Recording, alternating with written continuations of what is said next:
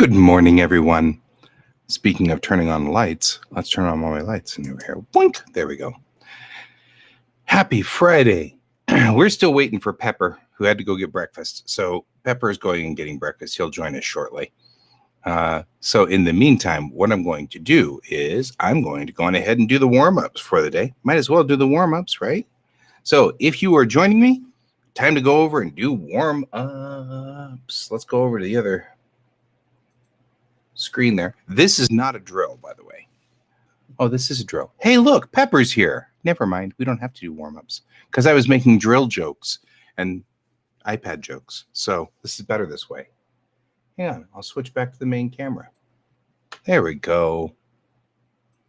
Hey, Brent. Hey, Brent. Hey, Pepper. Hey, Guy. Hey, everybody. Good night, John Boy. Good morning, John Boy. Good morning, John Boy. Oh, So, man. just for everyone's information, my computer should be picked up today. Yay. Little bit of an issue. They won't let me pick it up unless Bill is with me. Because Bill purchased a computer for me, even though we paid for it together. It's a whole bunch of a mess. But Very strange. Apple. I see. I was about to say, I would recommend a place here in Arvada that I go to all the time called New PCs. I love those guys. I had them build my wife a computer, and then I just went down there and picked it up. Yeah. Not you. Unfortunately, I use a lot of Mac products, so like basically Apple-based products. So I have That's to fair. kind of keep it. The problem is when I do purchase an Apple product, it normally has something involved with both me and Bill. So, I mean, it's Apple. They Apple. always make it more complicated sometimes. More difficult than it needs to be. Mm-hmm. Well, there we go. So. Well, such is the way. Yeah. Brent's saying he knows a guy who builds computers for free. We don't name any names. Well, I mean, Bill has been trying to get me to go to Linux. Yeah. But a lot Not of the very stuff much different than Apple. Apple's based off of iOS or Mac OS is based off of Linux. Yeah. Well, I mean, to a degree, everything's based off of Linux. Except for Microsoft. Yeah, I was going to say, it's kind of like that thing going around about AOC, who, AOC is underwater with every group or with everyone except for everybody but white men. Yeah. When you say, like, you're like, everything but Microsoft. And yeah, Microsoft's got like 70% of the market. Anyway. Yeah, the only reason why is because they came in cheap and their products reflect it sometimes. Yeah. It is true. Yeah. Well, and they're too restrictive for me. I mean, all the troubles I've ever had with Windows, and I've had many. The one thing that I can say at least is if I've got Brent on the line and my buddy James on the line and things like that, between all of us, we can figure out what the problem is by dinking with enough pieces to get it to work. Whereas the Mac's like, no, you're not allowed.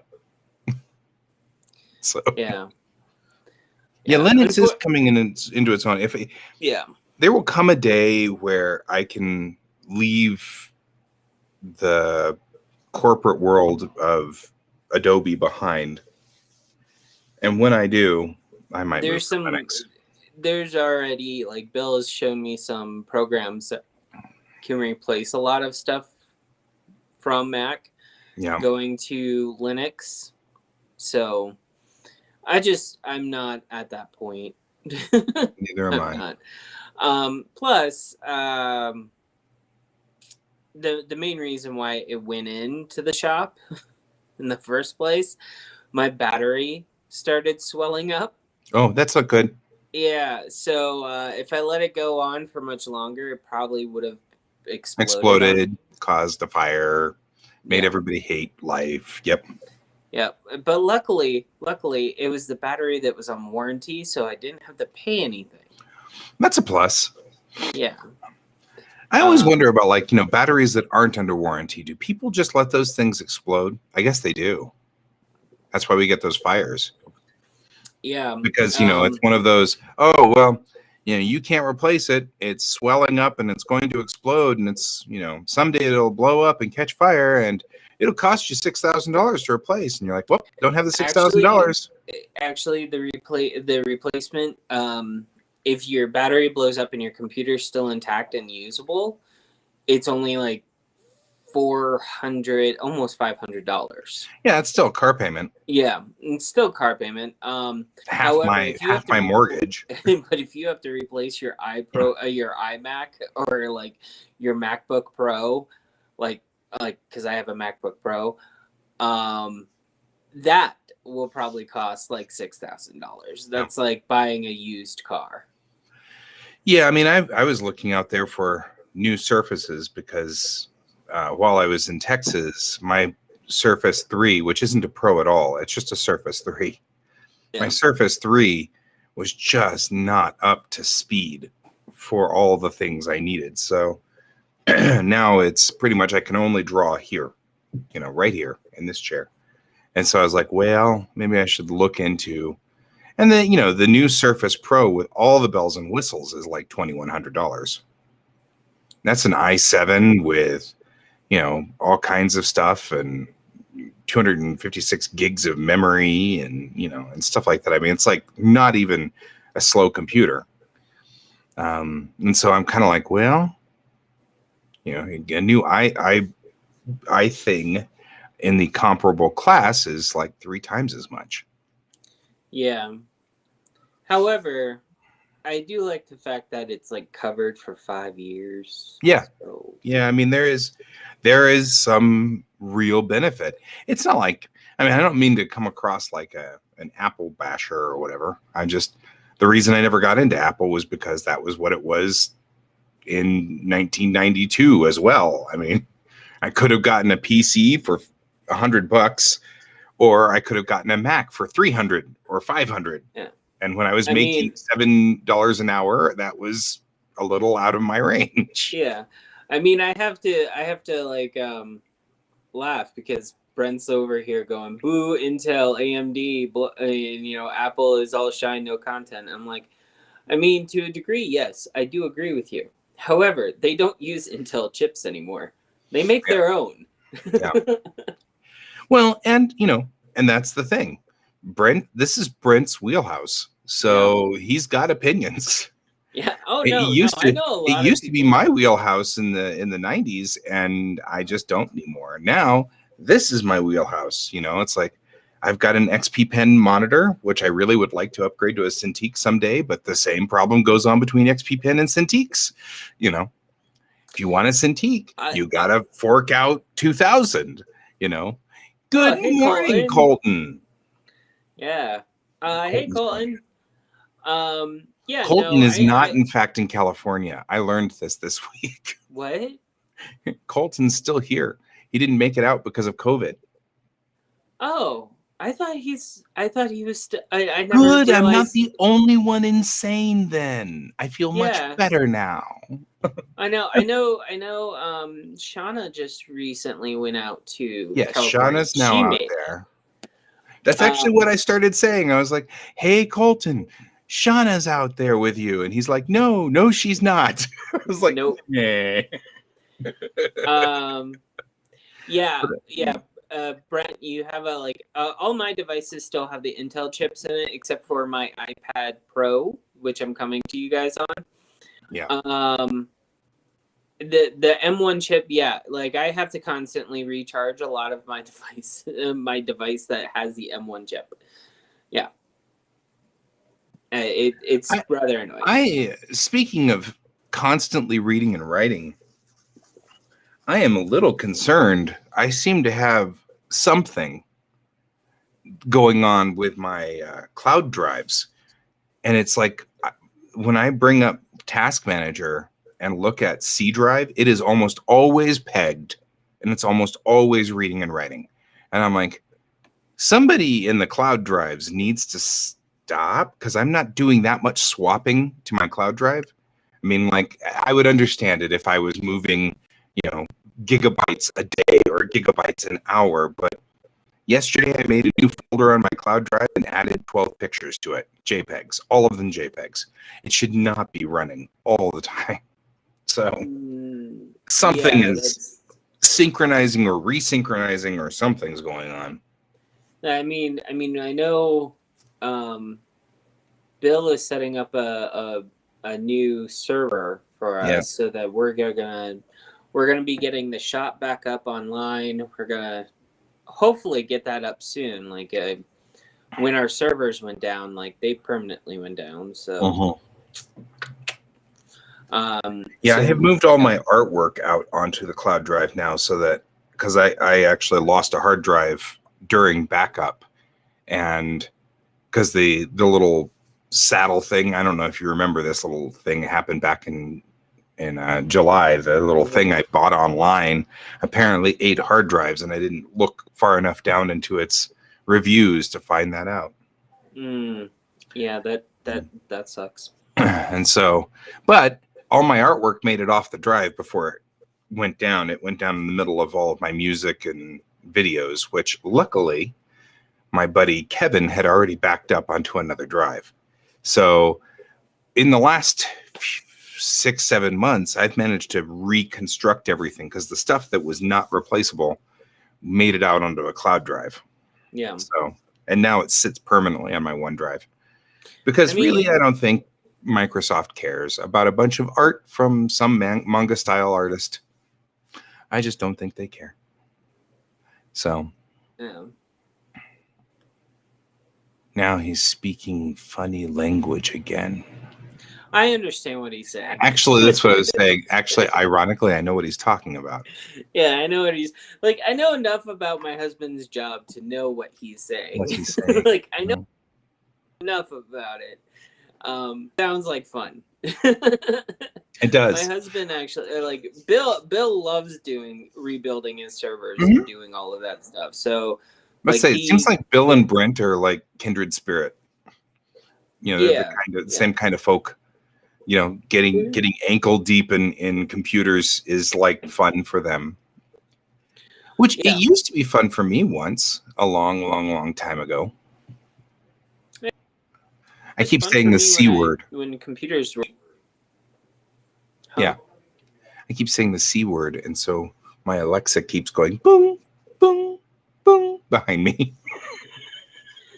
Well, like, we never set up our Echo because Bill was worried. Bill was worried that it was going to listen to us all the time.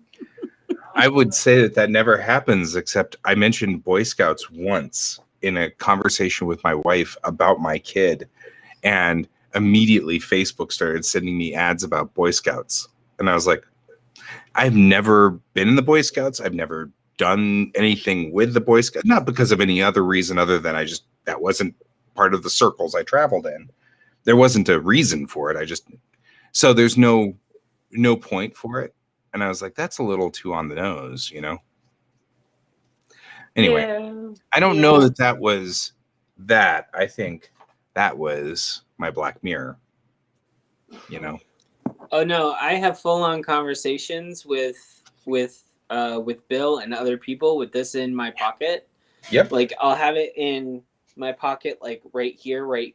So it's like very, and then all of a sudden, like, I will have changes in all of my phone, like to be like what I was talking about advertising wise. The weirdest thing is Instagram finally figured out I am married to a man.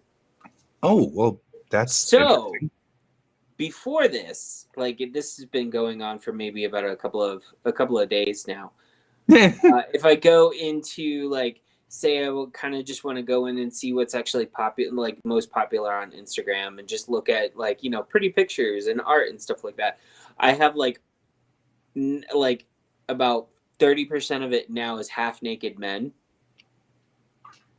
Yeah. And I'm just like, I didn't even like any of these photos. Like I don't use Instagram for this. Like that's what No, Twitter's for. I actually have worked really, really hard to cultivate my Instagram, and it aggravates me because I follow a couple of cosplayers.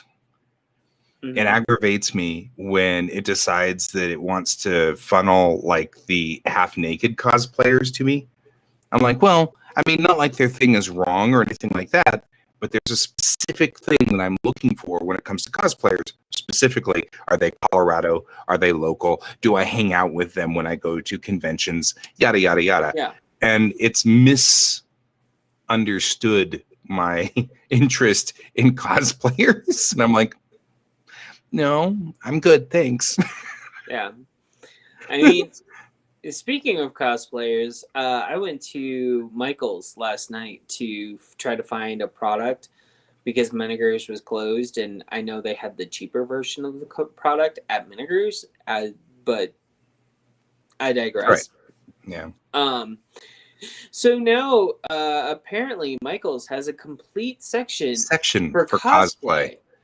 Which And- I noticed has the lighting things, those lighting strings, which I'm totally going to get and put into warp nacelles. Yeah, I'm like, I know exactly what I'm using this stuff for. They have Warbler, they have like molds, they have for like the Evil Dead type scenarios. I was like looking at all of it, and I'm like, okay, and they put all of their like leather working stuff and everything like that. So yeah, I mean, my whole thing is to address what Brent's saying. People can be naked if they want to be naked. That's totally cool. There's nothing wrong with that. It's just not what I follow cosplayers for. I mean, when I look for cosplayers can be half naked if they want to be half naked too. That's totally cool too. Like for cosplay, like I like talking to cosplayers. I like seeing them dress up because there's a lot of effort. It's probably one of the reasons why I really love Elvira, because that is a cosplay for it. She becomes this character when she puts on the costume. Right. And she does a good job of it too. It's really funny. Yeah, I mean, she's a completely different person. Yeah, no, and she's she's nice in both forms. It's just one's crass and one's very just a normal human being, and the other one's not. And by crass, I mean not the bad type of crass. I mean the good type of crass. No, classy crass. It's a classy crass. Yeah. But at the same time, it's like I like the half naked cosplayers, like the ones that do the calendars, which like for like pinups and stuff like that, it's not like, and this is not coming from like my skewed like preferences of gender or anything like that. Right. This is just from an artistic standpoint. There are some that I think are beautiful pictures, but I don't think I want to see it in real life, like on a convention floor. And the main reason is some of the cosplay stories that I've heard, like there's enough creepy people at conventions that I don't think I ever want one of my friends in that situation. Sure. That's it. Sure. And male or female or however you identify, I don't want you. It's one of those things, and I know because I've met them over my time. There are people who are really into the idea of exhibitionism. That's cool. That's your thing. I'm good with it. That's fine. And some people express that through cosplay. Also cool. I don't have a problem with it. And it's okay. There's nothing, as long as you've got agency, as long as you're doing it for yourself and not doing it because somebody told you to do it. Yeah. There's nothing wrong with it. I don't have any problem with it at all. No. I just get aggravated with Instagram because Instagram will put Colton's stuff or your stuff away and then show me a whole bunch of naked people. And I'm like, this is because I started following two cosplayers, isn't it? Yeah. I can't see Colton's work. I can't see Pepper's work because I follow both of you guys on Insta, and then I'll see all of a sudden Colton will be talking about something he's worked on, and I'll be like, I didn't see that piece. Well, I put it on Instagram, and I'm like, I didn't see it though. And I get aggravated about that. The thing is I haven't been getting a lot of people's like posts, so like I try to like everything that's on my feed. So if you haven't seen me in a while, just like this is a knock knock, just hey, right? let me know that I haven't liked one of your pieces in a bit, and just remind me to go to your page. Because the moment I start liking stuff on your page, all of a sudden it starts repopulating my feed. Right. And I've noticed that too. Like I've had to do that too. It's just ever since Facebook decided to go, hey, Instagram should have Facebook's algorithm. It's been nothing but a nightmare. Yeah. I hate it. I like the original premise of Facebook where you went on and you got to see everyone in list as they post. Yeah. And now the option's gone. Mm-hmm. And it's just like I can't. Yeah, I know. It's like they've taken it away, and if it wasn't for the fact that there really isn't an alternative to Facebook, I'd leave. But I'm connected to people whom I haven't seen since elementary school. I think for me it's a little bit different. I see it as this is one of the ways that people find me for work. Yeah, me too. And Colton. I mean, all three of us. We rely on social media to live. And the thing is like you can't be an artist nowadays without getting your name out somehow, and social media is the fastest way to do that, unless you want to make some very serious viral tweets or something like that to get you noticed in that way. Okay, I'm sorry. I'm just like looking at Brent's. Yeah, we're both reading what Brent wrote. Like, Brent writes a little like a little paragraph here. We all got to go and read it.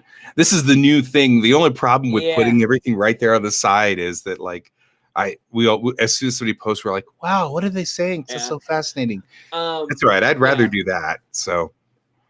Yeah, it's like on how everyone's staying connected with friends right now too, and it's just without it, like I wouldn't. As irritating as it is, it's still like the way that we've all stayed connected through COVID. I mean, I can't imagine how people in the 1918. No, don't be sorry, Brent. Oh don't be sorry. I would rather do it this way. Yeah, I'd rather do it this way, where you write something and then we all just stop, because I want to make that part of the culture of this particular show. Yeah. When you write something big, we stop to read it. So for like to touch basis on what Brent says is, and I have to say this because I actually defollowed all my cosplayers because of what he's talking about. Yeah. I defollowed pretty much almost every single one of them in one day. And it depends. Like there's a few others. Because there are a few people out there like Joni Brocious, right? Joni Brocious is a known cosplayer. And she likes to pose naked. She just likes that. That's totally okay in my book. She did it. It's her choice. It's her body. She can do whatever she wants. Yeah. That's fine. There are a few cosplayers, though, where they've gone the route of posing naked. And you can see by the way they write that wasn't their choice. They just knew they could make more money at it. And I feel like that's a sad thing. That's not Joni likes this stuff. She's into it. That's her jam. I'm okay with that. That's totally fine. But these other ones, I feel like they did it to make more money. They did it to get more views, and not necessarily because they wanted to do it. And I think that's sort of, to me, a difference. Yeah, and that bothers me. Yeah, the main thing that I have to point out is like this was like a group. Like there was and this is absolutely.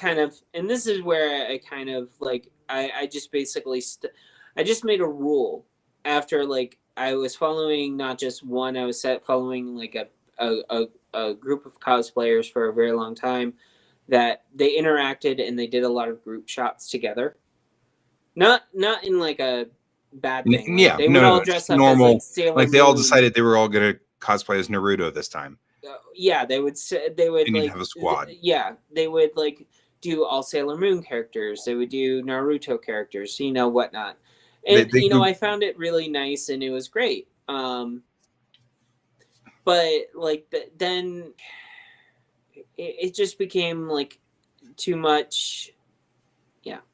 You're pausing. Sorry. Yep, you're stuck. Yeah. It just became like too much for me to like try to be a part of or try to appreciate, because it was just like, okay, like how far.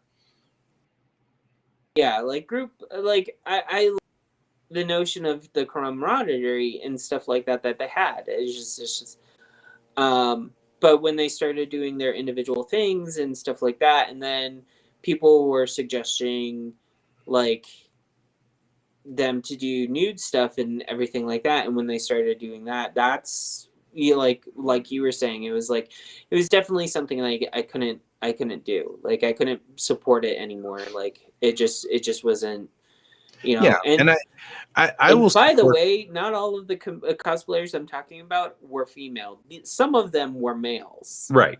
that I had followed at one point, and I stopped Sure. following.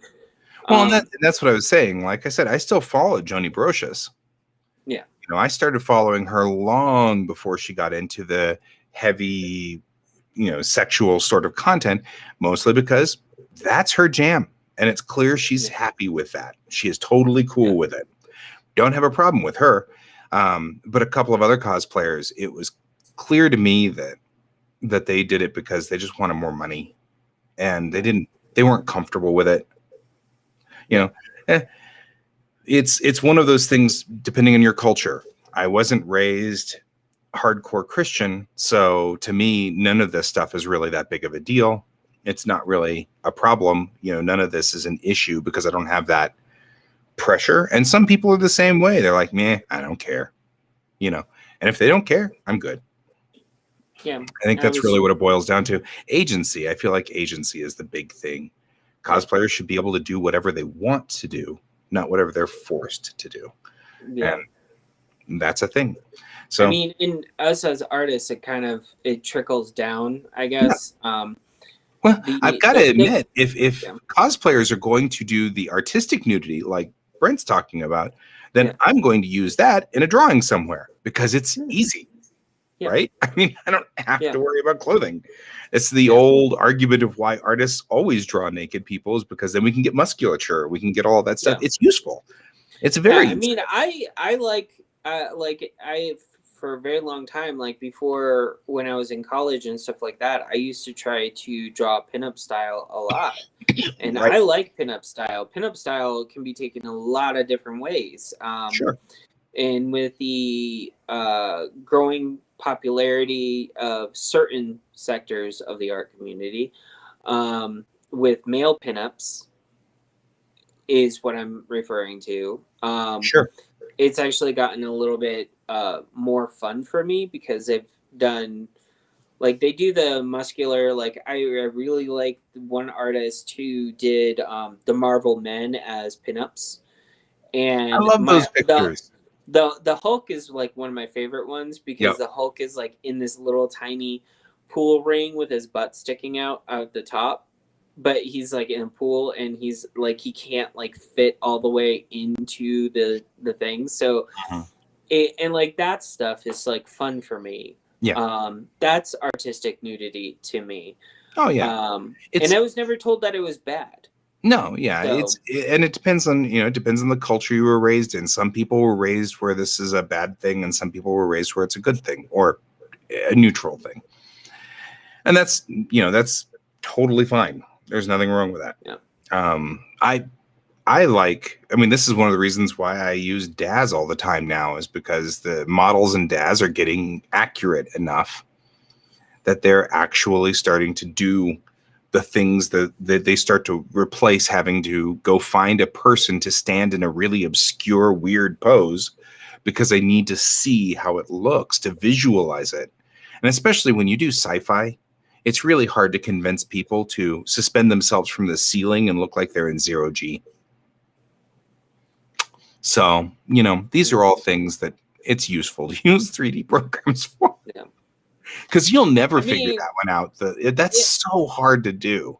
It's not yeah, impossible, obviously. People have been doing it all along, but it's still. I think of things like every time I see the paintings on the covers of sci-fi novels where they've got the girl and she's upside down repairing a thing and she's floating and her hair's floating, and I'm like, it almost makes me think, what was the source of this? Did the painter just get like his friend to get into the pool and float upside down and fiddle with the thing and then take a picture underwater just to get that essence? How did you pull that off? Because I know that painters like to use reference a lot.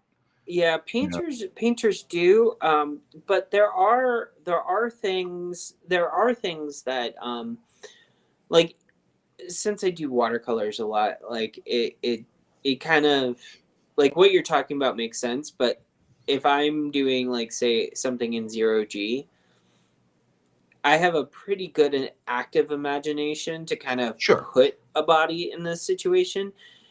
Now, does that mean it will be perfect? No. By No. any means, it will not be perfect. However, I grew up swimming. Like, Right. that was like my jam when I was a kid. Sure. During summers in Florida, because, heat. Um, We did the same thing in it Texas. Yeah, like, it's just, but my grandparents and a lot of my family members, the pools that we had there, we didn't have exactly like like, we had chlorinated pools, but there was also peroxide pools and saltwater pools that I did, so I could open my eyes underwater, so I could see, like, people swimming underwater. Now, mind you, that probably exacerbated. That's probably why I wear glasses now. But Right. It just burned through your eyeballs. yeah, Now your it eyeballs did. are burned out. I mean, but at the same Bad, time, bad. like, I I went to the West Coast for the first time when my sister got married, and I went into the water there, and I opened my eyes, and my eyes didn't burn. I'm like, what the hell's going on? Right. And apparently, when my brother-in-law went to Florida and opened his eyes under the water, he's like, I forgot on how much salt you have over here. Right. So, like, I'm so used. Donald's like talking about hot in Florida. I'm Yeah, wondering oh what yeah, Donald's talking about. Where I mean, like, I don't know. yeah, Well, see, but no, see, hot in Donald Florida. Donald was in the Navy. He could have been anywhere. I mean, let me put it to you this way: I am from South Florida. Okay, so there are levels to heat in Florida. Right? But The if further Donald was on south a you, ship in like the yeah, Middle East, yeah, basically, I had the same weather in the Caribbean. right? Like, I had the hot, sticky heats, and I was by the Oh, ocean, so it that was, was summer in Tokyo. Oh, that was yeah, brutal. yeah. Oh, It's summer in it's Tokyo not, was that was horrible. yeah, like, yeah. The humidity factor in Florida, in South Florida, where I'm from, is just, it's bonkers. Like, everyone's like, "Oh, you don't understand on what cold is until you probably move to Colorado," and I'm like, "No, I did. Yeah, the Thanks." humidity is weird. Humidity changes like everything. Like Yeah, because I was never my mom had always said that the coldest she ever was in Louisiana. yeah, And I can and believe I it. always thought that was really strange until I was in Tokyo and it snowed. And we hit the point where it was snowing and it was just 30 degrees, you know, but I was so cold and it was cold through all of my clothes, everything, Yeah, because the water had saturated everything. yeah, and And that's so I and was that's the problem with saturated humidity. and all of that was I agree. I mean, I've been here when it's been like -5, -10, -20 degrees here in Colorado. And that wasn't as brutal as it was at just 30 degrees in Tokyo. I was like, oh Yeah, my goodness. And I I never mean, understood what my mom meant until then. we yeah, Kansas is pretty bad too in the summer as well. Oh I yeah. will agree with Donald on that one. But Kansas at can be this, nasty. I mean, probably the worst heat that I ever had was in Georgia. Yeah.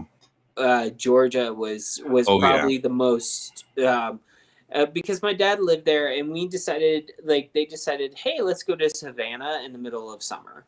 And Because that sounds like a plan. yeah, we ended up turning around. It was just Right. way too hot. And But the at the bugs same and the time, bugs. yeah. Oh no, I don't like moving to Colorado. Like a lot of people are like, oh, there's bugs like here. I'm like, no, Yeah. mm-mm. Not like Well, and you wouldn't not like the think. bugs in Texas and Florida and Georgia and Louisiana and all of that area. No, you guys don't like Colorado does not have bugs. And that's the Compared. thing is people don't think of like Kansas as being so big and buggy and hot, but the truth is it's still in the Mississippi Basin. Yeah, I it mean, is. It definitely and people don't does. realize that the Mississippi Basin will still keep pushing into Kansas. We don't get it out here because we're up on that plateau and we get out of the Mississippi Basin, but this is the end of the Mississippi Basin right here. I mean, Yeah. it's like, Yeah. and people don't think about that. They think Kansas, why can't, well, because it's the end of the Mississippi. That's in the Mississippi Yeah. Basin. So they get humidity and they get all of that stuff coming in too. Yeah. Like I think the worst cold that I've gotten happened not exactly in Florida, but when I visited Rhode Island. Because my grandparents Mostly because lived it's a small refrigerator. Yeah, pretty much. My grandparents lived near the ocean, and yeah, like it's kind of like what you said. It like kind of soaks in, like Yeah, it because just it's gets in. humid. And it's But not that cold. I mean, it's like No. 30 degrees. And you're like, No. 30 degrees? That's nothing, man. That's t-shirt weather here in Colorado. like I told them, I was like, I want to go swimming in the ocean, and they're like, no. Yeah, you don't want to do that. Oh, we did that. We went swimming in Oregon once in the middle of winter in the ocean, and that lasted, I think, a record like 40 seconds. We were like, no, this was a stupid idea. Why did I think this was a good idea? This was a bad idea. Oh no, like I honestly like I've seen the polar bear challenges and stuff like that. Like Yeah. what's funny is like they had a polar bear challenge in Florida, but when Florida was cold, where I'm from, Uh-huh. when I was a kid. And I'm just like, I looked at my mom and was like, what type of polar bear challenge do you think it's gonna be? And she's like, I don't know. And I was like, our temperature water normally is around 68 this time of year. It's not that cold. Right. But she's like, yes, but what's the air temperature out? Yeah. And I was like, it's about 50. What's it with humidity? Oh. Yeah, with humidity at 50 in Florida on that day, it actually the degree weather felt like 35. Yeah. Well, that's So it's when I go back to Texas, I know that during the winter we just take a jacket with us because even though their days are going to be 80 degrees, it's when that cold front pulls through and the temperature drops to 50. And you're like, well, 50 is not so bad, except at 100% humidity it is. 50 will freeze the devil off of you. The devil. I'm coming up with new stuff. Freeze the devil off of you. I'm sorry, I have to disagree after living in Florida. Louisiana has some impressive bugs, but I have actually, have actually been in situations where, hundreds of bugs actually fly all over me. Nah, man, Japan's got it cornered. Japan has it cornered. Cicadas there have wingtip lights so that they can land at airports. I mean, really, like they're brutal, man. I actually, when I was a camp counselor, we had this horsefly. It was about the size of a hummingbird. Yeah. And we had to warn the kids. We called it the bird. Yeah. And bird, whatever. Like I don't know how long this thing like lasted, or I don't know if bird just traded off with another one every year. But this horsefly was around, I want to say, my entire time going to this camp. Right. And it was 2 weeks out of the summer in Florida. And we literally had to tell kids, hey, if you see bird, dive under the water because we don't want you to land on him to land on you. He will bite you. Mm-hmm. And so, yeah, like we had kids that had to go to the infirmary just from the bites of a horsefly. Yeah, that's one of my infamous stories from Japan. I was out visiting my wife. She was at a school function, and they were in a big park, and it was summertime or fall. It was fall, and so I drove out there, and I was talking to her, and the cicada flew in and landed on my shirt, and it pulled my shirt down like this, just landing on it. That's how heavy he was. And of course, I'm entomophobic. I'm afraid of bugs. So as soon as that happened, I just stiffened up and then I screamed like a little girl. And then I put myself in the car and rolled up the window. And my wife's like laughing and she's like, okay, I'll talk to you later. You can go home now and decompress. Well, it was really funny because she was like, okay, I get it. The biggest cicada that I ever saw in Florida was about this big. Yeah, that's about right. Yeah. That's about that. The wingspan was about the same as his body. It wasn't, the wings weren't very large. And I know Japanese fold out, and so they can get twice the wings because they fold in and then fold into their shell. Yeah, the cicadas in Florida don't necessarily have that. The wings are a little bit smaller than Japanese cicadas, but everything in Japan, the bugs are just so weird. Like we had one of those killer wasps. Yeah, they have rhinoceros beetles. Yeah. Yeah, but I mean, like, we had one of those killer wasps in our classroom, and we had to evacuate the classroom because, A, I couldn't get my kids back under control, obviously. But B, we had to do something about the Suzumubashi because it was in the room with us. And they're, that long, and and the stinger, you can see the stinger as it's flying around. And you're like, that thing's a hypodermic needle, Well, where do you think they got the inspiration for Beedrill? Oh, yeah. Oh, it's totally. I mean... And the only thing that kills Suzumubashi naturally is the Japanese honeybee, which is even weirder. Because, of course, naturally, our bees are taking over Japan, and that's becoming a serious problem. Yeah. Because our bees can't kill that. They just make nice sandwiches. Arby's. Anyway, so I couldn't help myself on that one. Anyway, I'm going to get a whole bunch of ooh over here on that one. Except from Donald, who likes it. We do pun wars. It's a thing. Honestly, it's a dad joke. Come on. It is totally a dad joke. You're just giving me some arsenal when I become a dad. When you become... That's all it is. I got my kid last night. I was like, it's time for you to go to bed. The cows are already asleep. And he turns and he's like, what does that mean? And I go, it's past your bedtime. And he was like, he just walks off. It was very funny.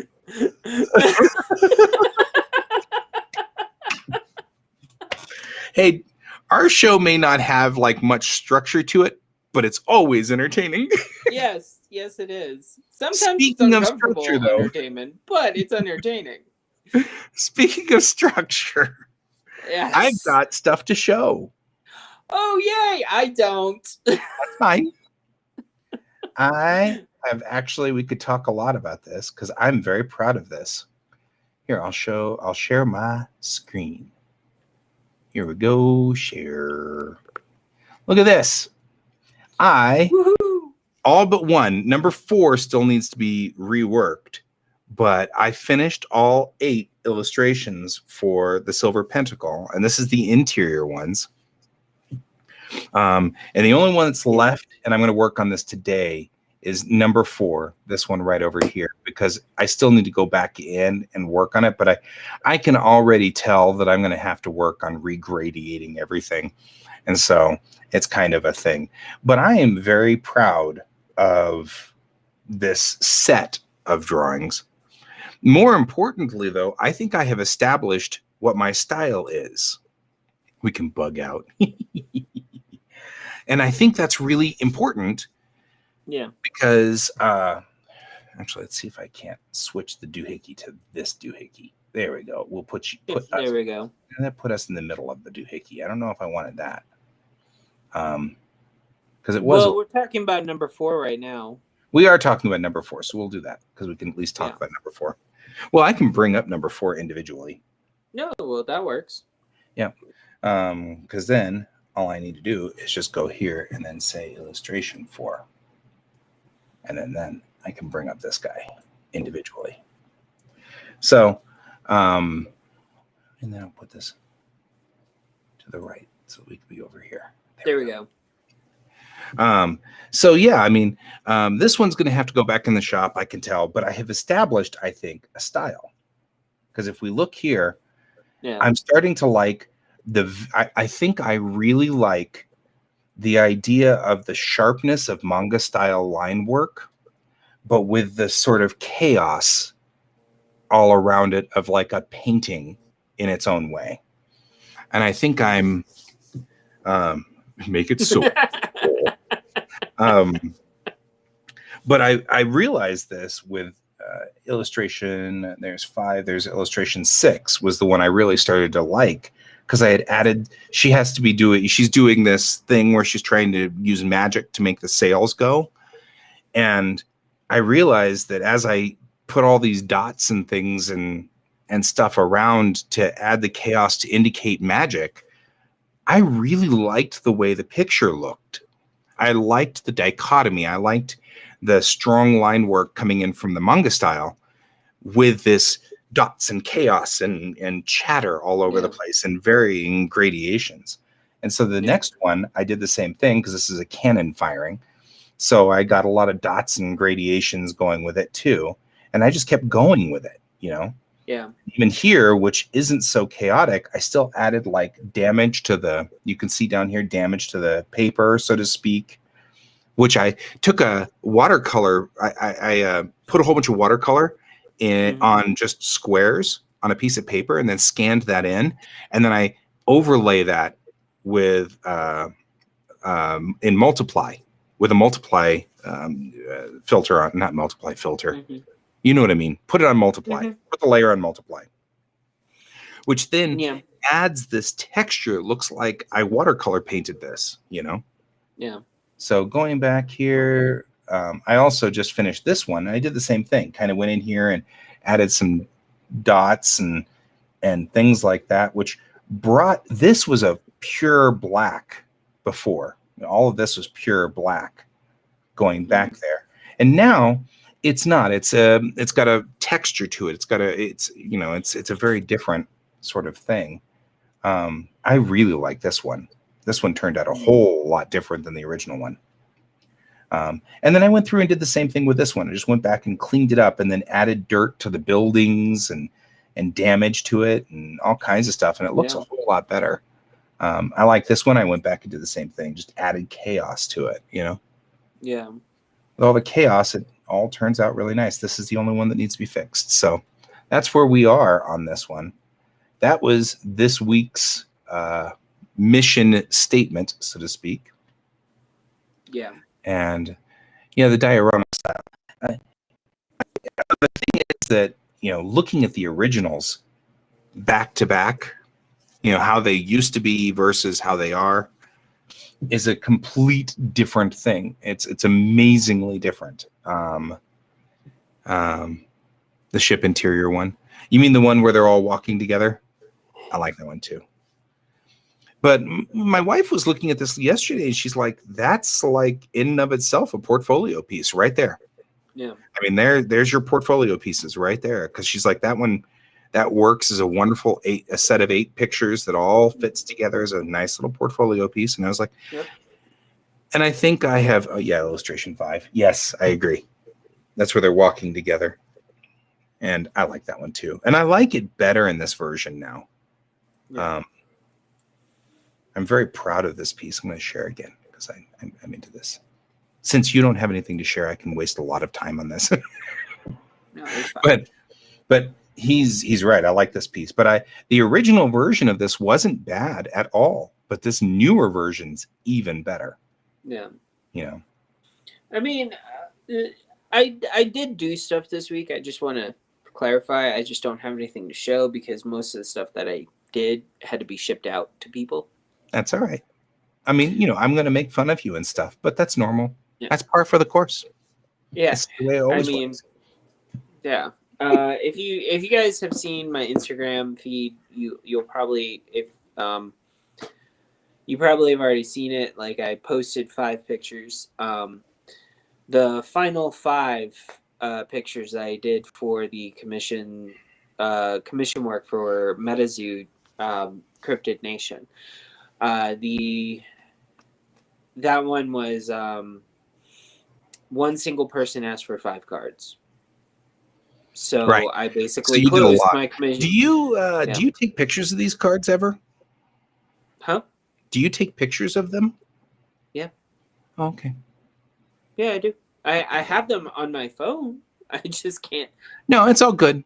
Every year up until recently, I was working at the Sakura Festival in downtown doing sketch cards for people and doing requests. And the first year I did that, I didn't even think about taking pictures of them. And the second year and third year, I started taking pictures of all of them. And I realized some of these are really good pieces.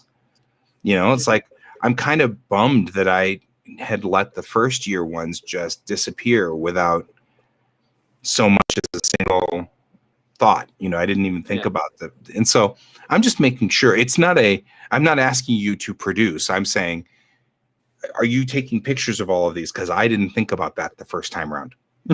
Well, so, with MetaZoo, part of my contract is I actually have to scan them and I have to provide the images of the. But I'm talking about I'm talking about other pieces that where you're doing for commission stuff like that. Yeah, no, there's some times where I forgot that I actually sold one of my sketch cards, and people are like, "Hey, do you still have that one?" And I'm like, "Yeah, I do." Oh wait, no, I don't. We'll have to talk about doing a custom all I'm one. saying is just making sure we track them, because I lost a whole bunch of really good artwork that I did, not even thinking about it. And it doesn't take anything for us to just take a picture of it, Yeah. Basically, my most popular requested card that if I still have it is my Ruska on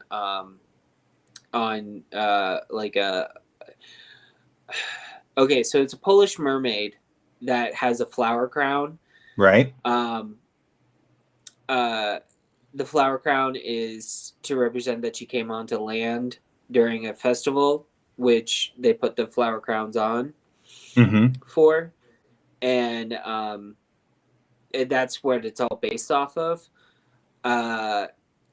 The thing is like I draw her very cold, and then everything around her is very warm, and I think a lot of people just like it because it just is there's red, the crown itself is red and yellow flowers, and then there's balls of fire because it's a fire festival. And it's just a festival of light, and sometimes there are some sketch cards that people have produced that I'm like, why didn't you take a picture of that? Right. And that's what kills me. Colton and I both worked the Sakura Festival at one point in time, and I kept thinking about all of the work that we had done there. And I didn't take any pictures of some of that stuff, and I'm like, I don't know what I was thinking. I really don't know what I was thinking. And I think, now I do that. All I was really just making sure you take pictures of it. Oh no, it really sucks if you don't. I mean, I've been taking pictures of my sketch cards ever since I started doing it. Good. Mainly because when I started doing sketch cards, I started doing them for myself. And someone gave me the tip of, if you post sketch cards, people that enlist sketch card artists will be prone to try to follow you, and then that makes sense. Hire you. Hadn't thought about that either. Yeah, I'm glad you brought that up. And I mean, and it works. It works. It does. But at the same time, I understand, if you don't want to take pictures of all of your art, that's totally up to you. That's totally something that you can do. There are a collection of art pieces from sketch card type style stuff I did that, Right. I mean, like that I some of didn't my take art, pictures of. these are wonderful, and these little sketch cards are only this big, you know. Yeah. But I never Well, thought about some of these things being so much fun to just have, you know. yeah. I mean, sketch cards are 2.5 by 3.5 size. They're like a trading card size. Yeah, they're So, trading cards. Yeah. I could try to pull up pictures on my phone, but I don't know how well they'll actually be shown, because the one I posted last night, this wasn't for a commission, but this is just There you go. Oh, um, I like it. yeah, that's a Tatzelworm. Mm-hmm. So, you know what's interesting is I never think about how much, you know, when COVID's over, when we're both vaccinated, we should honestly go hang out together at a Starbucks and do sketch cards together, because it's very good for us. I feel like this is a very healthy thing. Unfortunately, I have to figure out what I'm going to do, because my doctors are not recommending me to get this COVID shot. Uh-oh. Well, One, I have a sensitivity and allergy to anything that is seafood based. That's why they make you And for 15 minutes to see if you have a anaphylactic reaction to it. pretty much. And then the other reason is I have other medications that basically have made me go like limp on half of my body and stuff like that. So there's other reasons why they're saying that I may be a high risk for even getting the experimental thing that they have right now. And that, yes, they use the term experimental vaccine at my doctor's office. So Seems like maybe you should get a second opinion. well, no, they just know that I react badly to medications at times, and they want to take every precaution. But Bill can, and I can, and the truth of the matter is that, you know, that's going to be one of those things where it's like, I can wear a mask. Yep, and I can wear a mask too. I don't have a problem with it. All my masks are all Star Trek masks now. I'm all excited. That's this. See, my wife used to be a cosplayer, so she's not really much of that into that anymore. But back in like the 90s and stuff like that, she used to go to conventions and cosplay. So we still have sewing stuff and things like that. So she was all about. Yeah, I was about to say the Johnson & Johnson shot is more traditional. That's a more traditional shot. It's actually the COVID vaccine, or it's actually the COVID virus stripped down like they do with other. That's why you only have one and done with J&J. It's because it's not an mRNA. So that might be the one that you need. Oh, the lights have all changed. That means that it's time for our break, but we're not going to, because we're talking, and it's okay. Back to sketch cards, though. I mean, it is what it is. Like, it's a working conversation with Will, the Lone Ranger. Right. But I mean, it's a working conversation with my doctor, so it's just, I don't mind wearing a mask if it's gonna make myself feel more comfortable, and also other people will feel more comfortable. If I never get the vaccine, like, I don't mind wearing the mask for a bit longer. Like, yeah, I get it now. Sorry, Colton. I just now get it. He was talking. Yeah. Well, you know what? I lived in Japan. I think now that I've got masks, I'm gonna wash the masks and keep them around for when I have a cold. Yeah, I mean, I have. I'll put them on me when I've got a cold, and just keep you from getting my cold. I mean, that seems like a thing. Yeah. I think that the mask stuff, like, is something that like the Globe should have been doing prior to this. I mean, right. Well, Japan does. In fact, the whole thing, the culture of masks in Japan comes from the 1918 pandemic. Yeah, that's where they started wearing masks, was in 1918, and just became part of their culture. And now they wear masks when they're sick. And that's the way it goes. I just want to say the flu in the 1918, it lasted until 1922. Yeah. So we're still gonna have to deal with this until 2022. Yeah, Batman face shields would be awesome. I've got to admit, like Bane face shields, Batman face shields, things like that. That'll be cool. I think one of my friends, he's been making some cool face shields with his 3D printer. He did the Bane one already. I think he's working on an Iron Man one right now. Yeah. I think so. Yeah, I mean, and I've been seeing people in Beijing and Shanghai wearing masks just because of the pollution level. Yeah. The pollution level is so high, especially in Beijing, that it's like difficult for them to breathe, and so Yeah. they're wearing masks just already. And you know, you go to Tokyo and you get the same thing. If you're luckily, Tokyo is kind of changing its structure so that everybody's on. I know I haven't been sick at all this year. Colton. It's amazing. I have to agree with you, Colton. Like I haven't, like I've gotten very, very like little sick this entire time wearing a mask, and also I like the fact that people have to stay away from me. Right. Like I'm like one my of those wife's people, totally I do on board not with that like plan. it when people get close to me unless like I'm there with you. Yeah. Like if I'm in the grocery store and it's me and Bill like walking around the grocery store, I don't mind Bill being close to me, but hell, if you're a stranger and you're about an inch from me, yes, I'm going to react. I'm not going to like that. Right. Well, and Maya's the same way. I mean, she's an introvert. You know, she does not, in fact, thrive in communities of large groups of people. You know, whereas I do. I love large groups of people and stuff like that. So I don't care. No, But I just have personal and space so, issues. yeah. Well, and she's got personal space issues as well. I mean, it's totally understandable. I get it. Yeah, like I just don't know where I don't know where someone's been. Like if I know them and I'm friends with them, then yeah, sure, okay. You got that close to me because like you wanted to like say hi or something like that. But like I enjoy the fact that I can turn around and go, "Can you please back up?" Yeah, I mean, it's totally cool. Yeah. Such is the nature. I mean, what you guys do is send us extroverts out first. And we wade into the throngs right away. Yeah, I'm actually what I like to say is I am not an introvert and I'm not an extrovert. I was like say like us super extroverts, the ones like us who like Colton's one of us too. The people you just fling into crowds and then they just happy.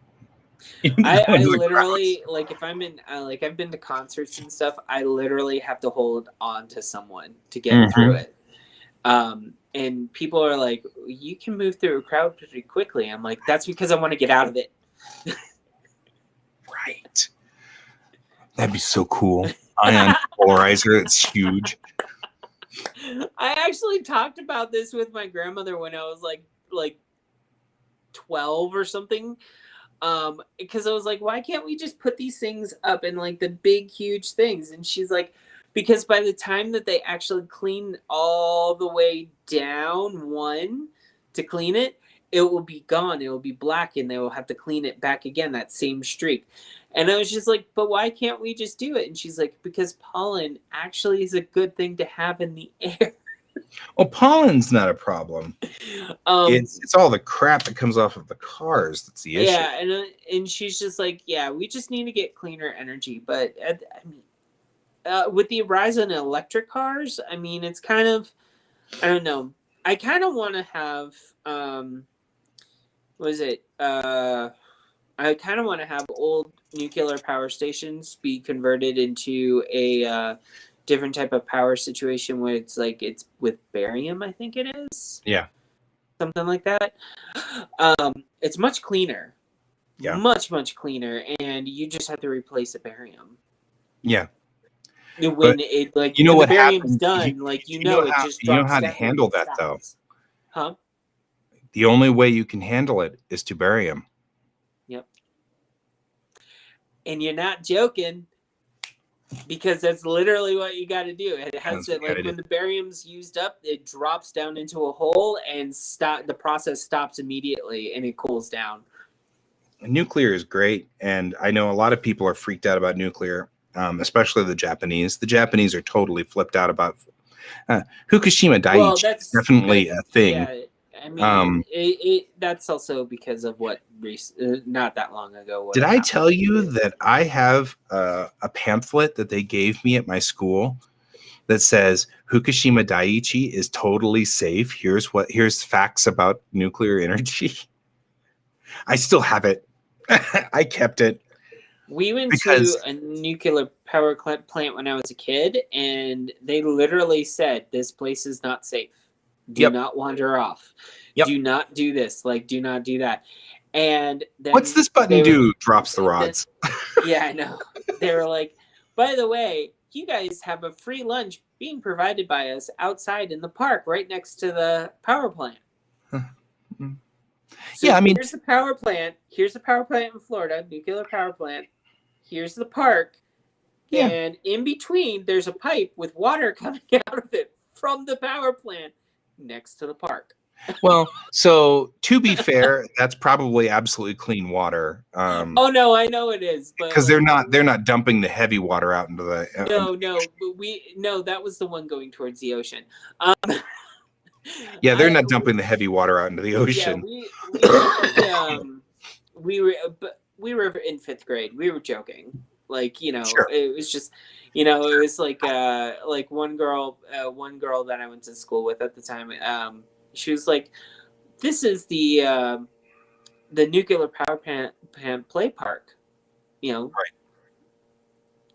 But I was the weird kid in the class that was talking to a parent the entire time at the park. So That's what I used to do too. But I'm going to keep that book forever. The one that talks it, because I was in Ibaraki Prefecture, which is the same prefecture that Fukushima is in. yeah. So I was in the same state, if you will. And all of Ibaraki had power from Fukushima Daiichi. And so there's always been an anti-nuclear push in Japan, and it's been sort of ongoing.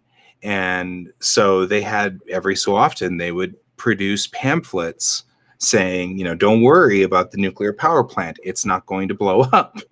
And that's what I got, was this thing that said, don't worry about the nuclear power plant. It's not going to blow up. I thought it was cool. And I was like, oh, this is neat.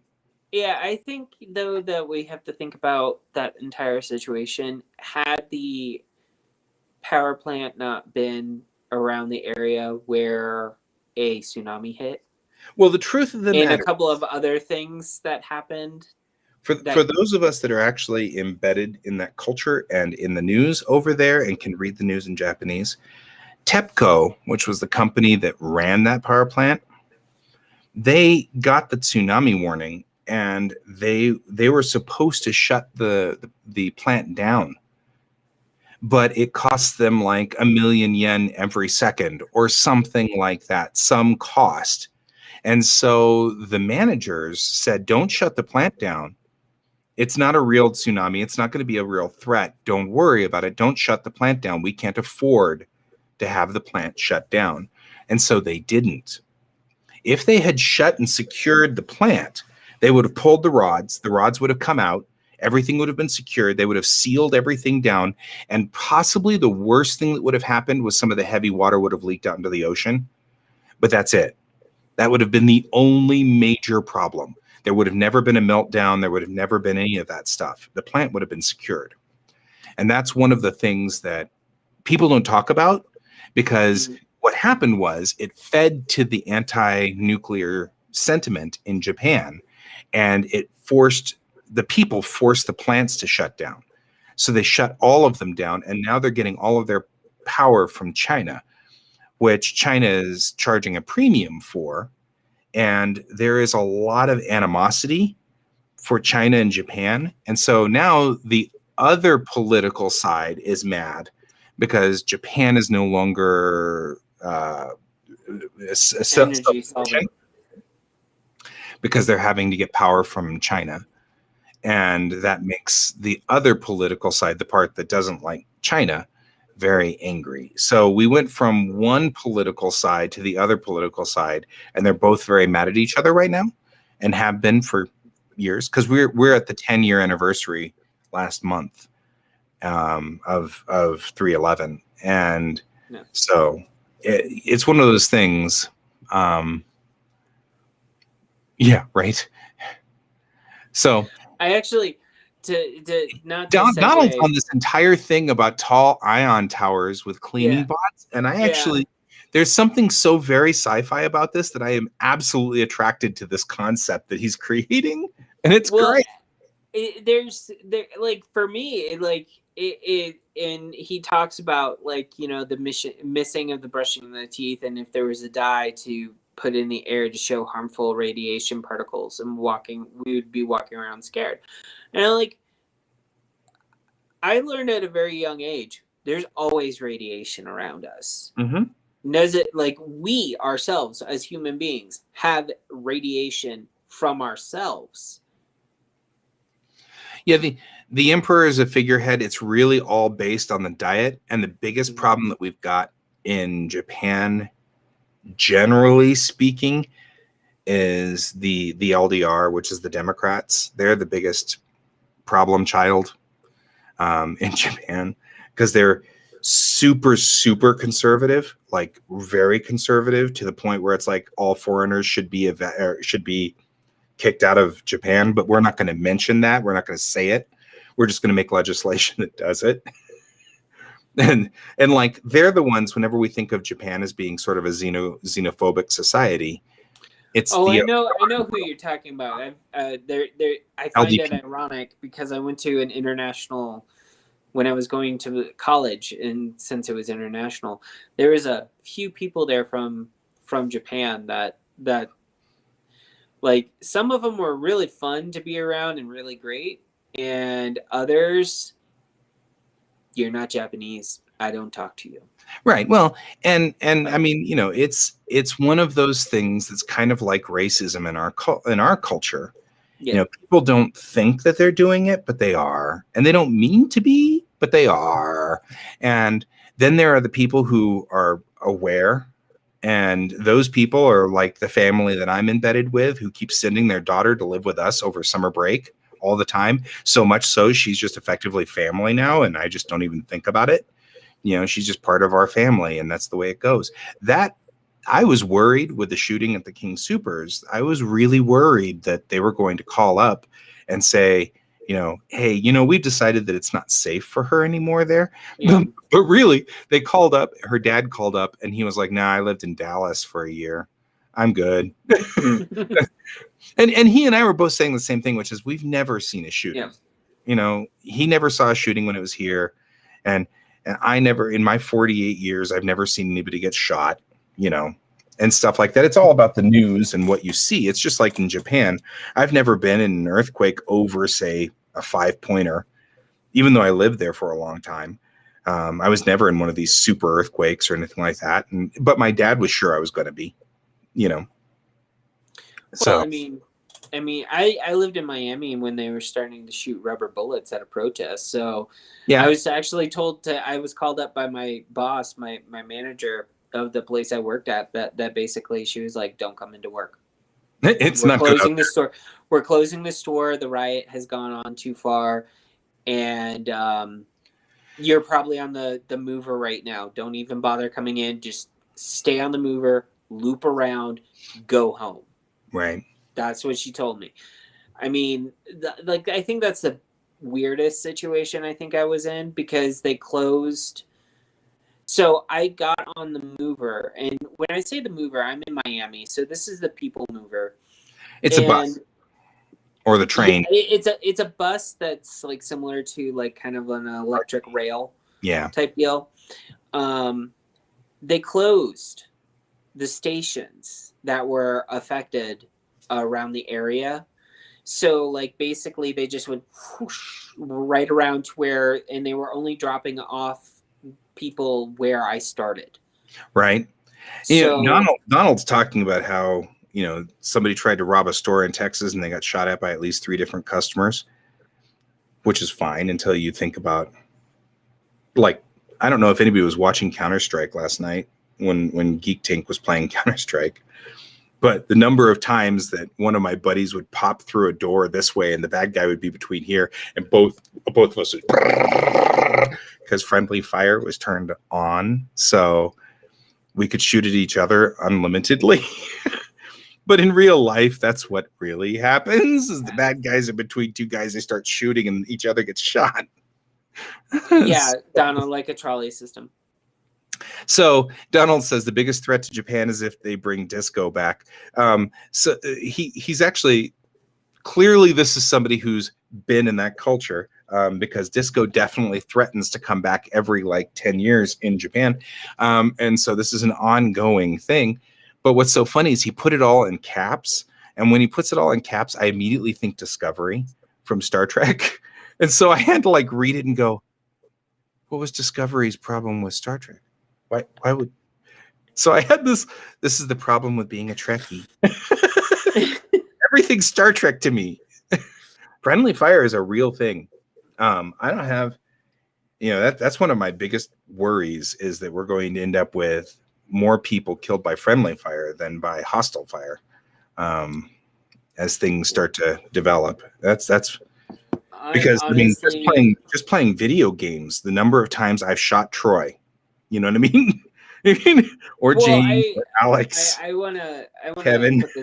I want to put this out there that I have friends. One of my friends that lives in Europe right now. She was born in Korea, and she lives in Germany, and before that she lived in England, and she comments a lot about what she goes through on a daily basis. There, and I just want to say, I just want to say that you think everything like that this is rising just in America. It is not. It is definitely something that has been going. Oh yeah, and ongoing, and has been like, even friends of mine have even commented to me in the United States, and I hear from her just posting, and there's not much I can do other than if those people want to vent, they're fine venting to me. Yeah, it's fine.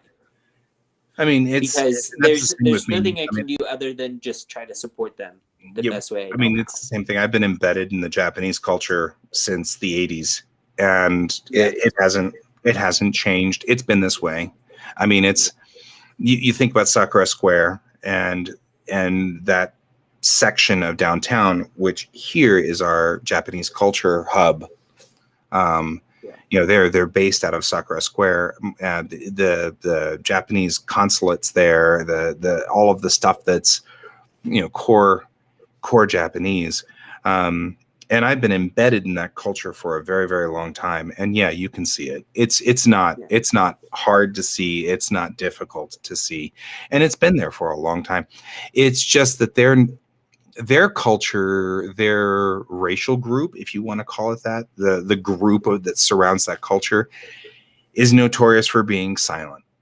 They don't talk about stuff. And a lot of their cultures just, they don't make as much noise. And so they don't become forefront. They're not the squeaky wheel. And it's sad because it's not like it's gotten any, I'm sure it's gotten better. I don't want to say it's gotten worse. I think it's just getting more attention now. Well, and I think it needed to get, because I remember growing up, there would be people who would spray paint graffiti and stuff on Chinese restaurants all the time. And the people who owned it would just go out and start scraping it off the window, cleaning it up. They would never call the police. No. I mean, that's not in their culture. I think my dad was still, my dad was a police officer at the time, and I think he even went over and he spoke to them about if they wanted to report it, and they said no. Yeah. Because you don't rock the boat. Yeah. You don't. I mean, was it reported? No, not officially, but we knew. Was the police department aware? Yes, and eventually it happened enough times where they weren't reporting it that the police department just started driving by. Yeah, I mean, I think one of the saddest things is things like the Sakura Festival, which is the Japanese festival here, keeps getting postponed or canceled because of COVID. Meanwhile, people are, because the Sakura Festival was great. It showed the culture. It put them up in the forefront in a nice, positive way. A lot of us who are not Asian, but definitely are Asian allies, would get in there and do things like I would teach how manga was done, and because we're manga style artists and things like that. And that was It's an really appreciation cool. festival. Yeah, it was an appreciation festival. And I Yeah. actually got like hooked on stupid spam musubi, and I'm blaming Gerard for that one because it's his fault. But that's a I am thing. so happy I cannot eat spam. I know it's brutal. It's a brutal thing. But Hawaii is a real But place that's really weird, and I'm just saying. No, Looking at you, my Gerard. mom, Looking at you. my mom, no, like you're sitting there talking about spam, but like growing up, like my mom, she cooks spam all the time. Yeah. And still does. And it's all good, man. You don't have to eat it. Normally, I don't eat it. The only time I eat it now is at Sakura Festival because of Gerard, who is Hawaiian, and he was like, no, you got to try this. And I'm like, it doesn't look good. It's spam, dude. He's like, no, you got to try this. And so I did, and I actually liked it, and now I'm all offended that I actually... It's like, I even we were in Hawaii, and I'm like, I'm going to get spam musubi. And my wife's dad was like, why in the world? And I'm like, because I'm on the big island. It's like, right. That's true. Kundi will like eat a ton of them, and he will just, oh man, it's like, dude. And he'll just like totally, oh man, it's so funny. But I mean, that's a thing, like, I don't have a lot of connections to a lot of the other minority cultures here. I've got like two weird connections. I'm connected to the Native American culture, and I'm connected to the Asian cultures, which are not the most populous cultures in Colorado. So it's like I have to kind of hunt them down and find them. I got connected because my mom was involved with the Native Americans, and so I grew up with Native Americans. And then I got into anime, which got me into the Asian culture.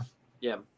And going to Japan changed it from sort of like a hero worship into a real love for the culture, a deep respect and a deep love, which was good. I highly recommend anybody go live in Korea, Japan, China, live there for a while, be part of the culture, and make sure you don't do what, my sister says this all the time. There was a difference between what she did when she was in the Army and what I did as a teacher, because, the Army, you just go to the Army and get all your stuff done. As a teacher, I had to pay all my bills in Japanese. I had to do all of my shopping in Japanese. I was another member of the little city of UI. I was somebody else there. And the Scottish Festival. I like the Scottish Festival too. Lakewood, we live like right next to the Belmar, and there's the Italian Festival, which Bill always gets excited for because he's Italian. Right. And they have the flag ceremony. They have the flag dancing.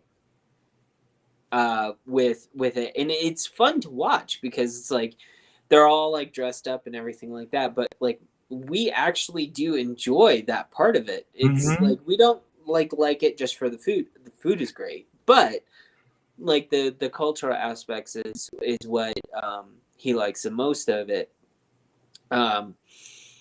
Right. I honestly, I mean, both me and Bill grew up with like a lot of people who were Middle Eastern around us. A lot of people that were Asian around my family. My mom I should clarify, East Asian is usually where I am on that spectrum: Korea, China, and Japan. Because you're right, there are Asians who are Middle Eastern. Yeah. And India, and I only recently had some friends from that zone. Asian. They're I believe it's like Southern Asian or Southeast Asian as well. Pacific Islanders. I grew up with as well. So one of my besties, the one that was last night in the middle of the fight for terrorism, He's Middle East, or he's a Pacific Islander. Yeah. And so I that's mean, it's yeah, the festival that I'm talking about, the Italian festival, is normally late summer. yeah. Both me and Bill were bummed because it was canceled in It was 2020, canceled. but Sakura Festival it's was been canceled too.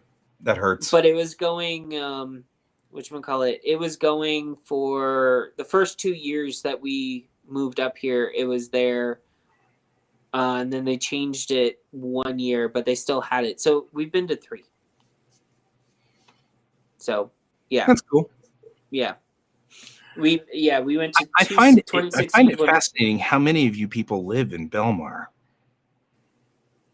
I just realized Hey, you live there, Ian lives there, Brent lives there. There's a whole bunch of you people living in I Belmar. think doesn't I know. I don't know. Maybe Colton can answer this. Maybe does Colton still live in this area? No, Colton lives in Aurora. I don't know. Okay. That's right. It's Well, you know what's I say that, but I lived there too before it was Belmar.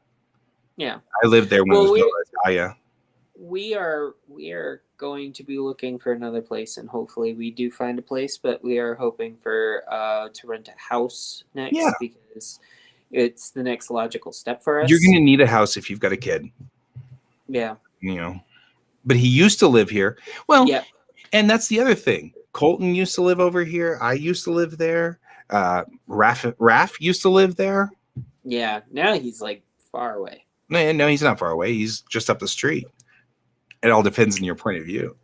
Because, like, I live in Arvada and he lives in Westminster. So, you know, it's like we're neighbors. You're up the street. He's far away. Everything is just so relative and strange. If I have to go near Boulder to get to you, no. Yep. That's too far. Yes, we know a realtor who will sell you the house. Actually, do you have a realtor? We do have a realtor. The thing is we're trying to find a house that doesn't have an HOA. Right. Well, and it's not going to. Brent and I are actually alluding to Nate, who actually is pretty cool. He also is good at finding houses that work for geeks, hence the Geek Way Homes part of things. Well, we do have a realtor. We've been working with him for several years. That's cool. So, I mean, he's been very patient with us. We've been looking for a house since we moved up here. So, that's about 5 years he's been working with us. I'm surprised he hasn't dropped us as a client. It's a seller's market right now, not a buyer's market. So it's not in your. No, it's definitely not in my favor. Which reminds me, while we're here talking about this, next Tuesday, I will not be having a show, Brent and Donald. I will be missing my show on Tuesday because actually the aforementioned Nate needs me to go shoot a house at 9 a.m. on Tuesday morning. So I think you want to clarify what you mean by shoot by house nowadays. I know. I keep saying that as a photographer, it's like all the things that you say just make you get on lists. I've got extra bodies in the trunk. I'm going to shoot a wedding or a house. You know what I mean? It's like all the vernacular for a photographer just naturally puts you on all of the FBI watch lists. You know, and it's like, that sucks. You know? Yeah. Well, take enough ammo. Yeah. Uh-huh. Which, in the case, you know, enough ammo is these guys, obviously. These are enough ammo, you know, because this is the stuff I need to make sure I have in my satchel because I've got them all out over here to clean them up and make sure that there's nothing in them. So, because there's nothing more embarrassing than going all the way out to a house and then finding out your battery is dead or you didn't put an SD card in or, you know. So I always try to carry an auxiliary SD card, always, and an extra battery. But the batteries that I got were these knockoff batteries, and they're blue, and I like them because they're blue, but they don't charge in the same charger. And so I've now lost the battery charger for that particular thing, and I'm looking up here because it used to be right there. And so I'm sorry, I'm laughing at Donald's comment. We had an artist like that. His name was Jackson Pollock, and that's effectively what he did. He'd stand on ladders, then drop buckets of paint, and it's like, how did you get so popular? And I have to work my butt off, and I get like 3 followers. Jackson Pollock is super popular, and all he did was drop buckets of paint onto a canvas. And it's like, I don't know. Now every single hobby artist is doing it, so I don't feel like he's special anymore. He's not. NFTs, that's a new thing. I'm not sure what side I fall on, but I noticed that he did the darts and balloon. Yes, Pepper is gone. Yeah, we lost Pepper.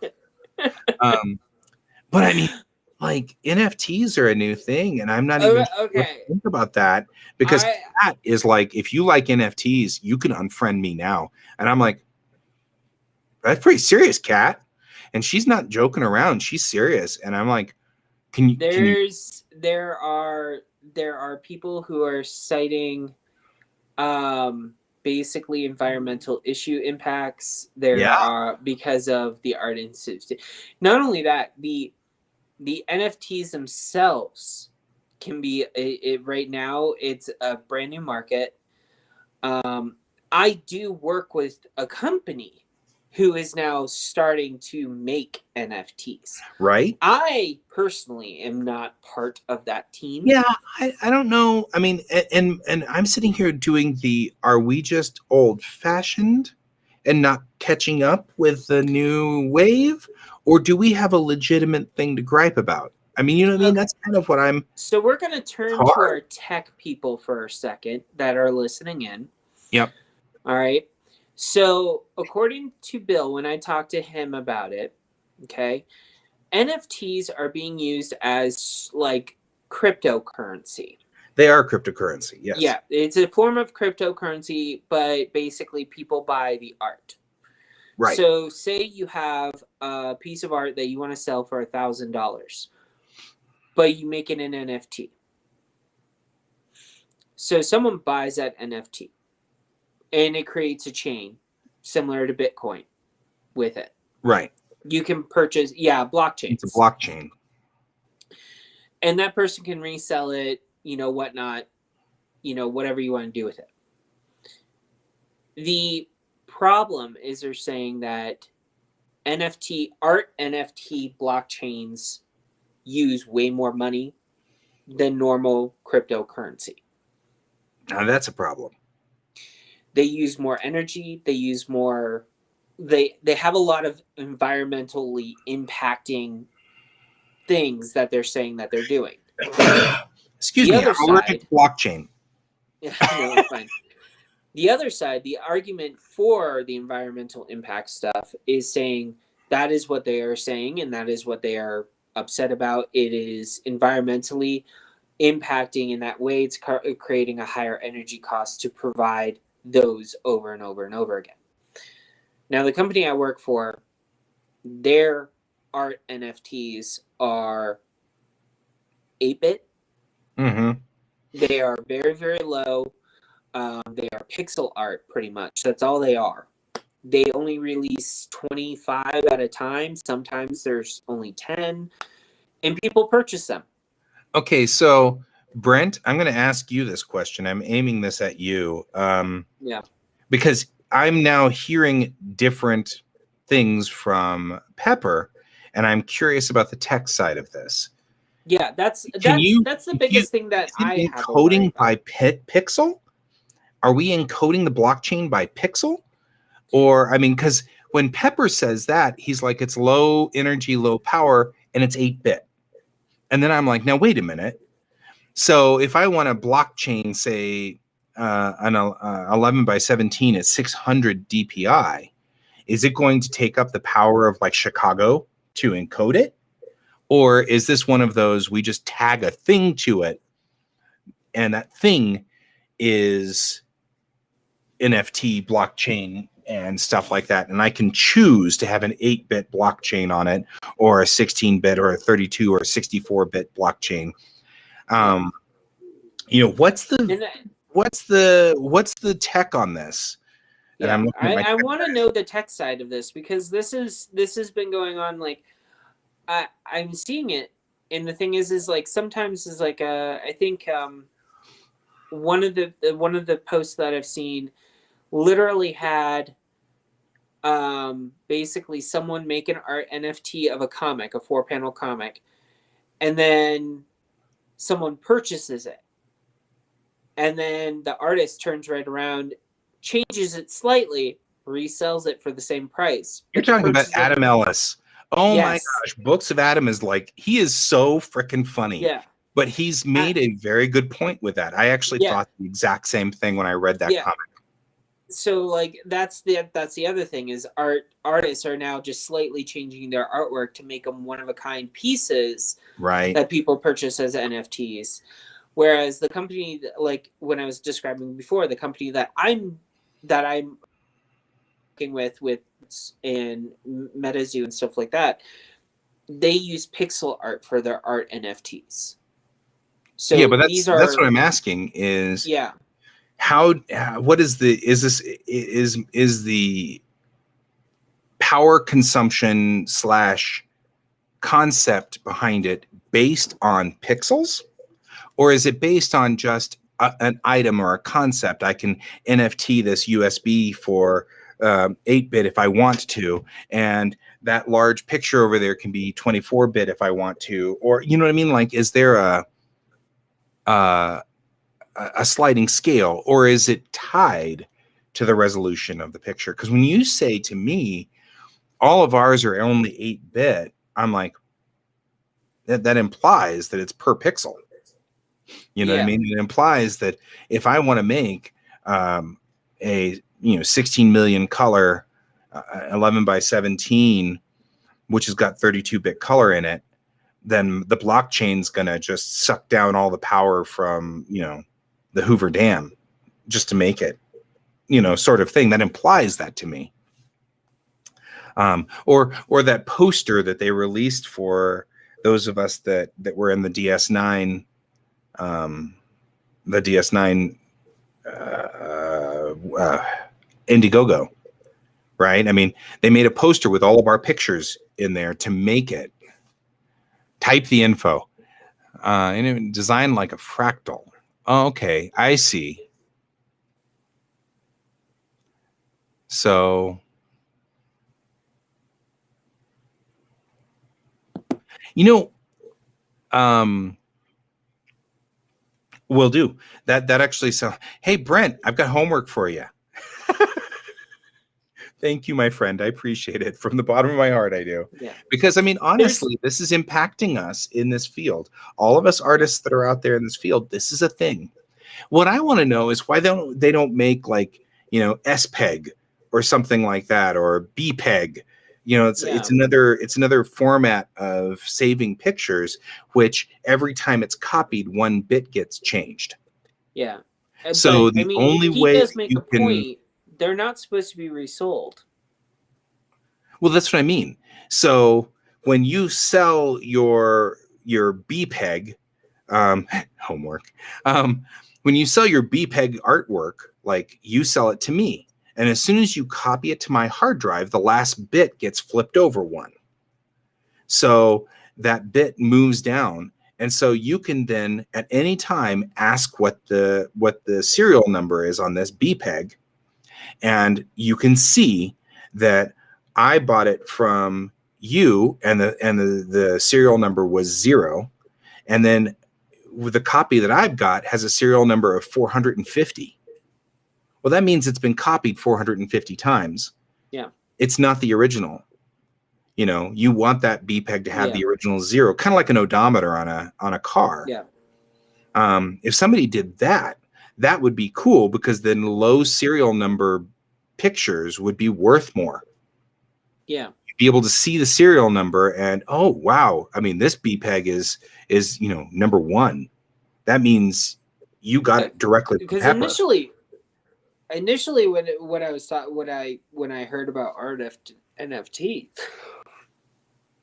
it was really weird because I thought, wait, so you own a piece of a traditional art painting, like, or a traditional piece of art, like you own a piece of it, and someone's like, oh no, it's not like that. It's pertaining to specifically to digital art. And I'm like, okay. This is new. Right. You know, How does that work? it's weird because I have friends who are for it, obviously. I have friends who are against it. I Like that. personally, I'm a watercolor artist. My digital stuff that I do is very specific and it goes to specific companies. I do not have any I forgot dream to put your of thing up there. to. I have no personal desire to use my personal art for an NFT, so I'm probably one of the few artists that are probably like, okay, well, all right. As I said, I'm not part of the team that does the NFTs for the company that I'm currently with. Right. As far as that goes, they can sell them. They take bitcoins. They take cryptocurrency as payment for their company. So you know what? That's It's something up to I them. kind of saw. That's a business situation. That's not me. That's their business. Well, and I'm not taking a side yet because to me, I feel like this is something new on the market. I know nothing about it. Yeah. I don't understand. I don't get it. And I want to fully understand because I can totally see this revolutionizing how artists work. Yeah. I mean, and finally, for a us lot of getting paid for what we do would be worthwhile. You know what I mean? It and I would think be. a lot of people did think initially like, hey, this is going to be great for digital artists because like digital art is not seen as like a viable thing to art galleries Right. and such. So I think in a lot of terms, yes, it is helpful for certain types of artists that it definitely will help. Yeah. However, the artists that are mindful for environmental and sustainability actions, I happen to have a degree in environmental and social sustainability. Right. I do have concerns about it. I'm Well, not and if you're saying, you know, and at I that want to say that I am on the level of if you personally want to do it, I'm not going to say that that's an invalid choice for you. I'm yeah, saying it is your choice to do that, but you need to research exactly what you're going what you're to doing. impact when you do it. That's why I'm not like fully on board, but I know that someone else is going to make an NFT for the company that I'm working with, and if it's based off of something I drew, unfortunately, I don't own it. I have no say. So Yeah. it's up to them to do that, and I think that for their company it works. It's something that they do, and I think that that's the logical step because they do cryptocurrency as payments. So I think that that's something that's okay. Mm-hmm. You know, they're already in that market. There's Yeah, nothing you can do. and it's one of those things. It's hard. It's very hard. Yeah. I've been an artist I've been professional since 2013, or at least decided I was no longer going to be doing whatever, and in that time I have made an average of about $6,000 a year. I mean, I don't make a lot of money. It's been great for my tax returns because I get everything back because I am way below poverty level. And it's just been absolute luck that my wife makes enough money to support. But the truth of the matter is, none of us who work, and you guys know, you guys have seen, everybody out there has seen me work 2 hours every day at least. And I work the rest of the day too. I can tell you right now the amount of money that I made in 2020. Right, because we just did our taxes. I just did my taxes and I had to provide all my expenses, every single one of them. Yeah. And this is the first year, which, by the way, was a phenomenal pain in the butt. Yeah. this is the first year of me not, like, 2020 was the first full year that I've never, I went without a retail job to supplement my income. Yeah. Like, I did not realize, like, when I was working the retail job, how much money I was losing. Sure. Not by having it, but for, like, my art stuff, Right. For I time. lost a lot. Right. For it. And what I'm trying to get to is basically, at the end of the day, I had a taxable income of $1,200. That's basically what it boiled down to. And it reduced even more because I had an IRA. Right. Well, and that's the thing is, like, I came in at 8,000, but then I bought lights, and I bought a green screen and things like that, which, by the way, makes for awesome new pictures because I can now do, like, I can do portrait photography now with a green screen behind you, which is awesome. And it's portable. But all of that stuff, brought it down to about 6,000, So total, I made 6,000 if you look at what my taxable income was. And that's what happens to a lot of us. But I put in 60 hours a week. You know what I mean? So, well, and that's the thing. Depending on what I'm working on, I'll be putting in 60 hours a week or whatever. During COVID, I spent a lot more time being a dad. That because my kiddo was home, and he needed to be watched, and he needed to kind of he needed to be. Are you looking at George? Yeah, I'm looking. No, I was looking over here, realizing that in OBS the speaker output is going back through. So I hope you guys aren't hearing Pepper in an echo, because it's OBS is taking what's coming from my computer, routing it through, and then putting it back out again to restream. So I hope Pepper's not echoing. Right? How many echoes are you getting of Pepper? That's what I just suddenly realized over here. No, George went to go, I think, lay down with the kid because the kid's still asleep because it's still spring break for him. It's his last day of spring break. So I think you're going to let him sleep in until he So I think George is in bed with the kiddo because George is like, it's the day. I was always a pain. Okay, good. We're all good on the sound. Excellent. Anyway, I think, Colton certainly feels this a little too. There's a pressure. We're working a lot and not getting paid anything because we are not doing, we're not doing the pull the lever sort of jobs. We're doing what people consider to be fun, and therefore we shouldn't be paid for it. And I think that's an inappropriate thing, especially since people consume our comics. Yeah. I mean, they consume what we produce. They consume our artwork. They consume our comics. Yeah. And I feel like we talked to our tax guy, and our tax guy is like, so what's your products that you have left over from last year? Right. And like, literally, it's a legitimate question. Like, how much of backstock do you have? What's the price? And I was like, and I like literally, I had the number in my head. It was like $880 worth of product. Yeah. And I'm building up product here because I was planning on restarting tabling in 2020. So I've got prints and things like that now that are building up. And now my new design for that cell artwork that I'm doing, that thing takes a lot of time, effort, and a little bit of money to build, but it's a construction project. Yeah, and I ordered the last of the pigments for the Halloween. For the Halloween colors? For the Halloween colors, yeah.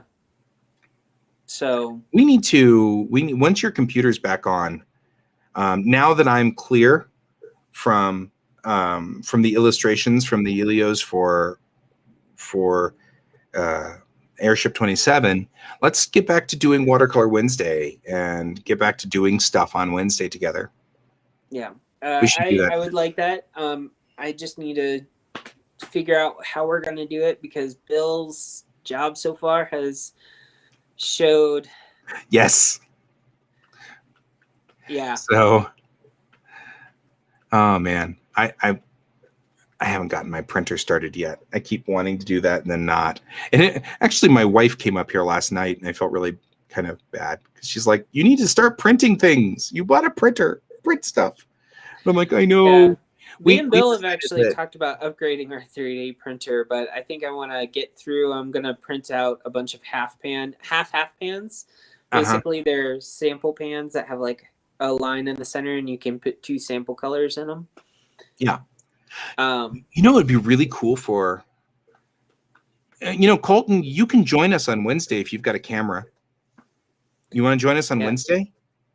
if Colin Yeah. wants to join us on Wednesday, and then we can do that, would be I can fun. give you a link, and you can pop in here, and you can join us. That's the whole point behind this show. Yeah. The whole point's to just be there for people. Yeah.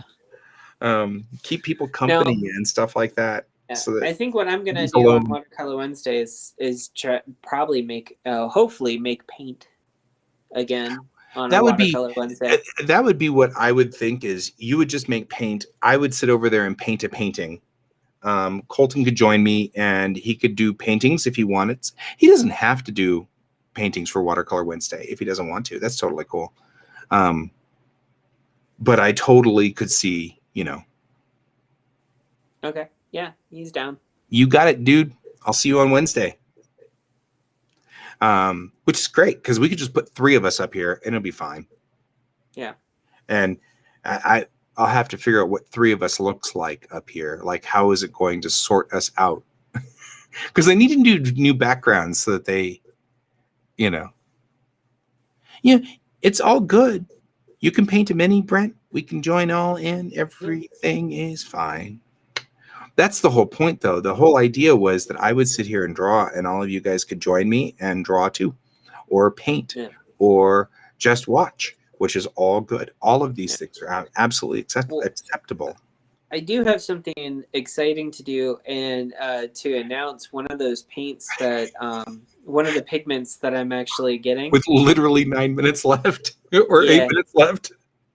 One of the pigments I got is actually a non-arsenic version of Parisian green. Huh. Yes, I'm actually That's very cool, excited for actually. that. Yeah. Now the only place that I find true Parisian green, I have to go through a bunch of hoops and red tape to try to actually buy it. Is from Kramer Pigments. That's the only place that actually has it. However, there's a long list of the reasons why you should not buy it, especially if someone ends up with arsenic poisoning. Yeah. You're going to be the first one asked, did you use something? Right.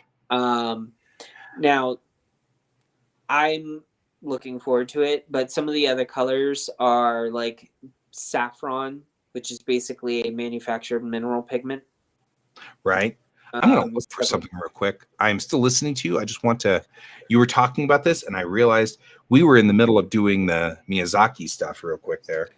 By the way, I do have an update. I made a Procreate palette based off of the image you sent me.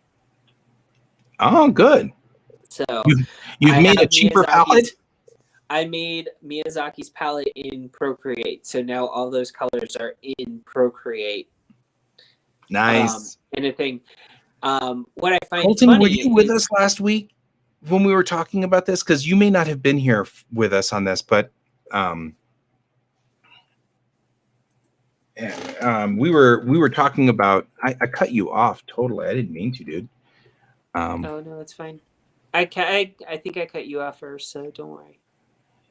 I'm looking at watercolors, and I'm trying to find like a relatively cheap watercolor set that we could mimic. Yes, I think they're called paintbrushes, even Indian paintbrushes. Yeah, it's a plant called paintbrush. Yeah. Colton, what we were talking about was, and I'll bring it up here for your benefit. I've got it right here.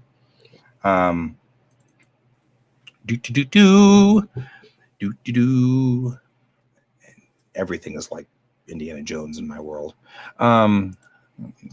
Pork. orc. So there was so here is what's going on there. If you go to the Miyazaki, the Ghibli Museum in Mitaka, Japan, you can buy these palettes of Holbein paints that are effectively what they kind of use for doing the pre-pictures for all of the stuff that you see for Nausicaa and all of the Ghibli flicks. It's not all of them because I'm sure that but I am looking to just break my palette down into something usable, because right now I just have whatever paints I've got, which I've noticed is like too heavy in like blues and greens and not heavy enough in pinks and reds. So, I'm noticing I don't have a very diverse palette. So I found this on the web and found somebody had actually done all of the Holbein paints that are in the Miyazaki palette. Some of them have been retired. And so I was just going to build a palette off of this using whatever paints I can find that would be cheaper than Holbein, because Holbeins are really expensive, to build a palette just so I could have something to start with. And then, I need this color or I need that color. And as I grow as an artist, I can add those colors in, but I wanted to have a starting point. And I figured any starting point that starts with Miyazaki is probably a good place. So I researched all of these palettes, these palette colors. And now Pepper and I have spent the last couple of weeks kind of discussing how to get these out of different paints in different ways so that it's not a $700 endeavor to I mean, I can tell you right now which ones I think that would be best for a 12 palette based off of these colors. Yeah. I can tell you right now that I think that I'm just going to go with a 24 palette. That's fine. I don't have any problem with the 24. The 24 palettes is fine. I will say it is a lot of money. A lot of money. A little 5 milliliter things would still fill up my little buckets in my carrying case. Right. The only problem is the some of the blues, like compost blue, is actually not part of any of the sets. Yeah, Bright that's Violet is not. I was thinking not part that of the set. Really, the truth is that's why I put the RGB values on there. Was my thought was that I would do whatever needed to be done. You know what I mean? Like I'd get one that was close to the composer. Yeah, I think it didn't need to be the same one.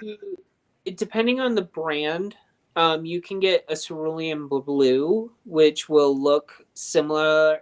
Like there's brands that are less expensive, that are in between the cerulean blue and the compost blue in color. Sure. So I think those can be, you could have one paint pigment for one paint tube for those two colors alone. Right.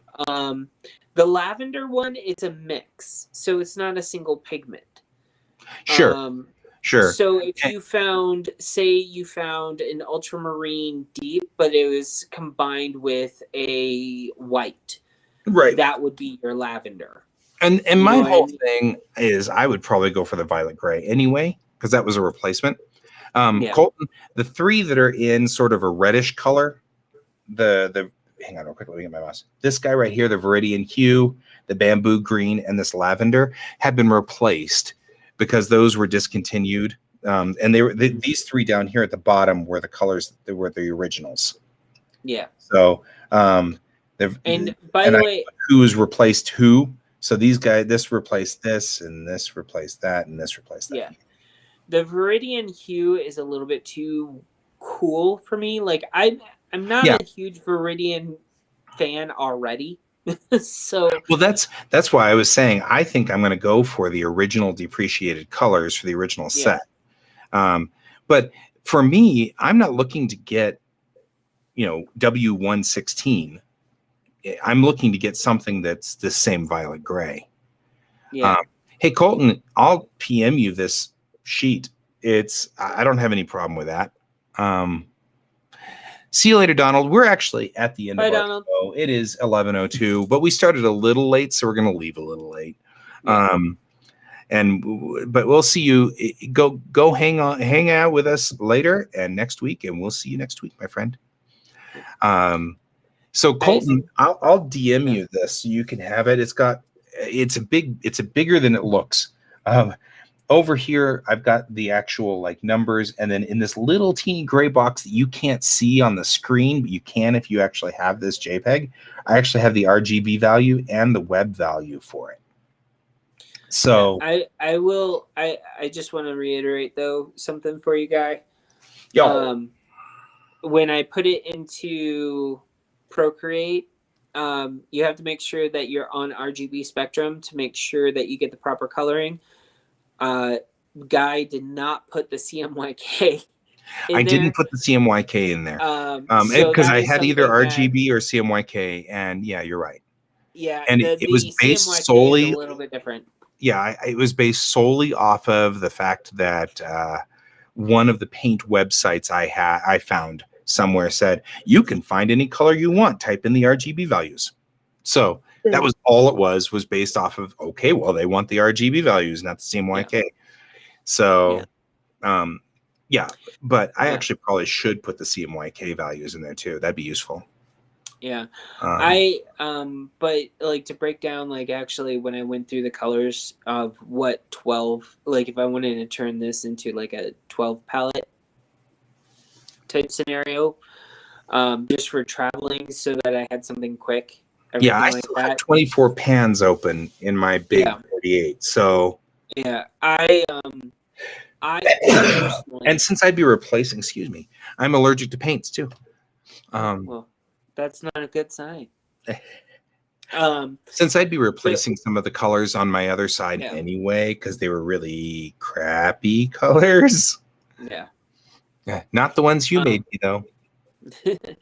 I basically I would keep the Crimson Lake, the Opera, and Vermilion hue, and I would take the permanent lemon yellow out and use the permanent yellow deep instead. The permanent orange is good.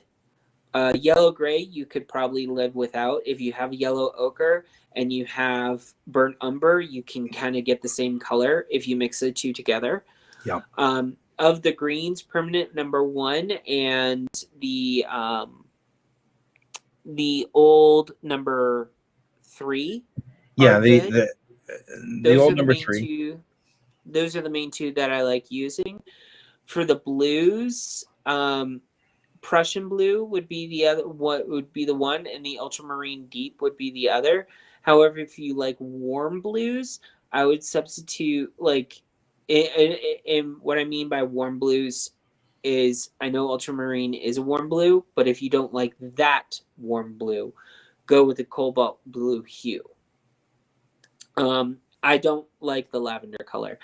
Bright violet. I like that violet gray better. The violet gray is better. That is for sure because I love that color. Bright violet, however, you can also, again, that's one that you can mimic using the Opera and one of the blues. You can get that purple. For the browns, take the light red out. Keep the burnt umber. If you want a warm brown as well, keep the burnt sienna. You do not need Davies gray, and you do not need the ivory black. Yeah. I, on the other hand, will go for all 24 because, like I said, I have 24 open pots. So yeah, I don't, because you gave me that really, really nice chocolate brown that you had extras of. That's taken up one of the 24. Just like your soul. Well, and I agree, Colton. There is a lot of good use for that lavender. And strangely enough, the lavender that they've got there that they call lavender looks more like a periwinkle to me. So I don't know why. I mean, that doesn't look like lavender like I think of when I think of lavender. Lavenders seem like they're a little richer, which is why I think I like the violet gray better. Mm-hmm. And I recreated I recreated the violet gray for my own palette, and I use it a lot for like warm shadows on skins and stuff. Yeah, That's what I was thinking. So That's really what we use the purples for mostly, is just shadows on skin, which Oi Bob taught me how to do all of that, and then I just cannot seem to do it right. It ends up looking wrong. So I need to grab Oi Bob, sit him down again, and say, okay, how did I do all of this? How do I do this? How does this thing work? Hey, look, we've received 100 messages today with Yeah. Restream Chat. yeah, We're a very you talky can definitely group. make. Yeah, you can definitely make the lavender color with a blue and a gray mix. That's Yeah. for sure. But that's why I was also saying that, like, if you wanted to limit down this palette, you don't necessarily need the Davies Gray or the Ivory Black. Combining a burnt umber with one of the warmer blues in this palette will give you a gray that's similar to like a Payne's gray. Mm-hmm. You can do that. If you want a neutral gray or a warm black or something like that, keep the Ivory Black or in there if you want. The Davies Gray is good. I mean, I don't use it a ton, but it's mainly I use it for like eyeballs. Right. You know, that's the only thing I use it for. Other than that, like the Ivory Black, I usually have an issue because it's charred bone. That's on how they make the pigment. It's charred up animal bones. If that's actually like your issue, I could see that. I don't know if that would be true for every paint. I mean, ivory white is literally ground up animal bone. That is literally on how they make. I get it. Paint. So I get it. I mean, and that's an issue. yeah. Although it doesn't bother me. I eat animals all the time. I mean, I'd rather that their bones went to use somewhere. You know. I personally would like to see the bones go to use as well, but specifically ground up as paint after being bleached is not something I really want to think about. It's fine. Doesn't bother me, but that's okay. I won't make you do Ivory Black for me. I promise. Or Ivory White. Although I have black ochre. Now that's a neutral granulating pigment. Right. I do have black ochre. Yeah, I mean, so my thought is that I'm going to mimic this, but I'm not necessarily going to mimic it exactly to the same thing. I want a palette to start from.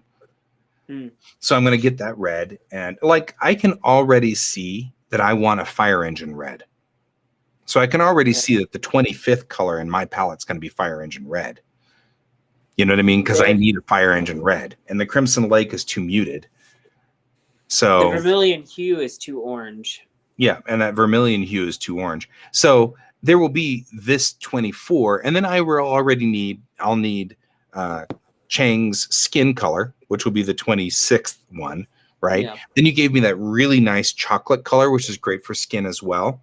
And that'll be, so I already know that I'm already past this group of 24. I just want to be able to have a group of 24 that sort of gets me a starting spot, because my colors right now are all over the place. I'll put phthalo blue in there because I love phthalo blue, and it's one of my favorites. And so that will end up being man. That's a pain to make. I'm not making you make it. I've got an entire. I know. I've got an entire thing of some of the. I do want to let you know some of the colors that are in this palette. I do actually have the pigments coming. Like bright violet. Violet is I have a color called magnesium violet in pigment. It's also known as mineral violet in Holbein. Yeah, I have that one coming. It's a warmer purple. Mm-hmm. I mean, it works. It's just a starting point for me. That's all. I just wanted a starting point. I feel like since I started doing watercolors, it's been, you can do anything you want. And I really don't do good with that. I need to limit myself until I can figure out. I'm one of those people that if I'm left with anything you want, I don't do anything. I just seize up. So I'm starting with this. It'll give me 24 paints to start with. I can already tell that I've got like 5 that are past it, which is cool. I mean, I'm not limiting myself to say that's it. I'm not allowed. It's more of a good place to start. And so I'll do that. And I do need a fire engine red. something screamy mimi red. I do way too many marker lights and I have a flames off spaceships and trim lines, and like all of the stripes on starships are always red, and I just need a red. You need what was it? You need a cadmium red, Right? I believe. I need a very red. Yeah, a cadmium red is actually probably what you're gonna want to be looking for. It's a very bright red, bright red. I need the stop sign red. It can lean orange, so you just have to be aware of wherever you're buying it's it going. from. Lower grade paint cadmiums will appear more orange. Yeah. So you may want to splurge and get the more expensive one because, Yeah. you can. I don't want to do that. However, if you get a tier 1 paint from another paint, I'm not saying go to Sennelier, but there's Sennelier is a good company that has a good cadmium, but it may not be as red as you need. Daniel Smith is another company that you may want to get their red from as well. They have dot cards that you can purchase and you can test them out. Yeah. So I still feel like I am as a watercolor artist, I am a newbie and not worthy of super expensive equipment yet. You know what I mean? There's a certain amount of. When are you going to be? When are you going to be worthy of it? Huh? I'm not sure. But I mean, I think you're worthy. Why? Thank you. I appreciate that. But I mean, I'm worthy of a huge $400 X22 XP Pen monitor. I've been doing this long enough now. I feel like I'm a somewhat professional comic artist now. I mean, you know what I mean? And Colton, all of my buddies in RTG, they seem to recognize that I'm a peer. It makes some sense. But when I sit with Oi Bob or when I sit with you and do watercolors, I'm like, what? And you're like, it's called hot press paper. And I'm like, what's that mean? It's smooth. It's like, you guys are still saying things paper. Wet on wet. And I'm like, does that mean I pour my drink on it? What does that mean? You're still saying stuff that I'm like, I don't even know what the heck that means. You know what? I haven't even talked to you about soaking your paper yet. Right? Don't even soaking your paper and taping the paper down and all this stuff. Do you need some help with that? No? Okay. Good. Right. All right. I mean, totally still feel like I'm still the basic rules I don't quite have yet. You know what I mean? So, oh yeah, I know. I get it that I have actually kind of I like wet on dry. I like the look of wet on dry. I'm personally a wet on dry. I like wet on dry. But this is going back to what we started with in the beginning of this show today.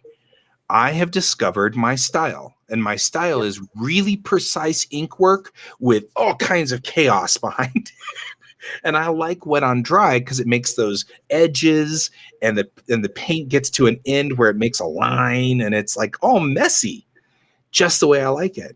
I really like that. I like the look of it. I like the feel of it. And I think that's my style. I think I've got chaos and straight lines is my style. Yeah. So I have a very smooth side. You should on Wednesday, Colton. Yeah. Pull it out on Wednesday. Pull it out on Wednesday, Colton. Yeah, Which, I can see what you mean. If people are just listening to this show, that sounds awesome. Because we're just telling Colton to pull it out on Wednesday, dude. Yeah. Pull the watercolor out on Wednesday. Yeah, watercolors. There you go. We're talking about watercolors. The hammer is my penis. Yes, I know. I get it. But yeah, no, I mean, my everyone's style evolves. Oh yeah. I want to say, and then when you start watercolors, you definitely learn what your style is really quickly. Yeah. based off of what you like, and then it just slowly improves over time. But I think, and I really do think that this is a breakthrough for me because I have felt this pull for years, years and years and years and years and years. I felt this pull. I've been trying to get it out of Copics and trying to pull sort of that, granular, streaky line sort of chaos out of my Mhm. paintings for a long time. I don't like the smooth cell shading. I like to shade my things in cell shading, but I don't like the pure color effect as much. Mhm. And so I love the chaos that I'm getting out of this. And I know I've realized doing this thing with Airship 27, I've realized that's what I've been gravitating towards for many years, maybe even decades. Yeah, And so, yes, my style will likely evolve and it will likely change, but it's I think I've finally just focused the it yeah. now. Yeah, the style that you're talking about, by the way, is also some of the first images that I ever saw in cartoon reference with watercolor. Um, Not American. No, I'm talking like Pat LeBur and yeah, Japanese. Macross and Gundam and Saint Seiya, the very first like watercolor stuff, including Sailor Moon and a couple of Including others. Sailor Moon, yeah. Yeah, they have what you're describing. Like they have a lot of chaos in the coloring.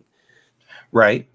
I'm looking to see if I can't find my Mikimoto stuff because Mikimoto is my master. I have always said that. I've come straight from Mikimoto. He was the character designer on Macross, or for that matter. Um, yeah, there we go. I'll bring this up because this is definitely Mikimoto. Um, and I realize that this is one of the reasons why I'm attracted to this style. Mm-hmm. Right. I mean, Yeah. That's what we needed to do all along.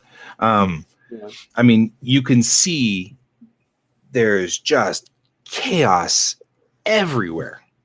Yeah. I mean, granted, then some of you've this got stuff the looks like a damage. absolutely beautiful and stellar clean lines that go in for her face and her arm and her colors and stuff like that. But then there's dots and splashes everywhere else, Yeah. I realize I have been pulled toward this since maybe the 80s and I just didn't know it.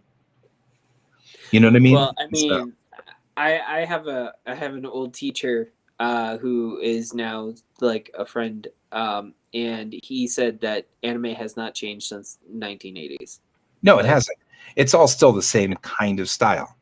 yeah, Um, which I find interesting because I did a full-on report on manga art and how it developed in high school, and every single time I see you later, researched Colton. I'll everything. see you See Wednesday. ya. See you Wednesday. Every single time that I actually sat there and I was researching everything, it's all based off of Atom Boy or Tetsuya Atom. Yes. And ironically, it's based off of the cartoons that he saw during World War II Right. when US used to litter pamphlets all over Japan. Right. So I'm starting to kind of realize that must be what I have been attracted to for a long time. There's a certain amount of chaos that is introduced in these watercolor-esque pictures. Yeah. And I am a major Macross nut. I mean, I adore Macross. That's what I got into. That's what got me into anime in the first place when I watched Robotech back in the day. I watched Robotech too. Right? Late How can you not love Robotech? They're giant robots. Right? There's nothing wrong with giant robots. They're giant robots. I mean, I don't know. Anyways, I'm gonna say that I think it's time for us to get going. What? After 21 minutes of overtime? You think now is the time to go? I'm teasing. Well, I'm thinking your son's probably going to wake up soon, and I'm getting Actually, hungry. he just Oh. popped in and stood right there and looked and then realized I was still broadcasting and turned around and left. So clearly he's up for the idea of lunch and maybe we should do lunch. So I should catch him before he goes make cereal for lunch because really. So anyway. Please put fruit in it. He just eats the cereal. Oh, hey, Brent, there's a Transformers manga. You should go get it. It's hardback. It's kind of cool. I saw it at Barnes & Noble. I thought about it myself. So He was thinking of you, Brent. I wasn't really, but I can say I was. Okay. Sorry. It's all good. Stop. We've lost you again. Oh, poor Pepper. Alas, poor Pepper. I knew him, Horatio. Okay. Right. You're getting wedgy. So I'm going to go now. We're gonna go. I'll see you We're gonna Wednesday, go. Pepper. We'll do watercolor Wednesday on Wednesday. We'll get everything all set up. I'll have all my stuff set up over here to actually do it from that computer, so we'll be good. And we'll have Colton with us. And in the meantime, everybody, I'll see you on Monday. I won't have a show on Tuesday, but I will have one on Monday. And for the rest of you guys, I'll see you next week. Have a good weekend and keep your eyes on the stars. Bye. Bye.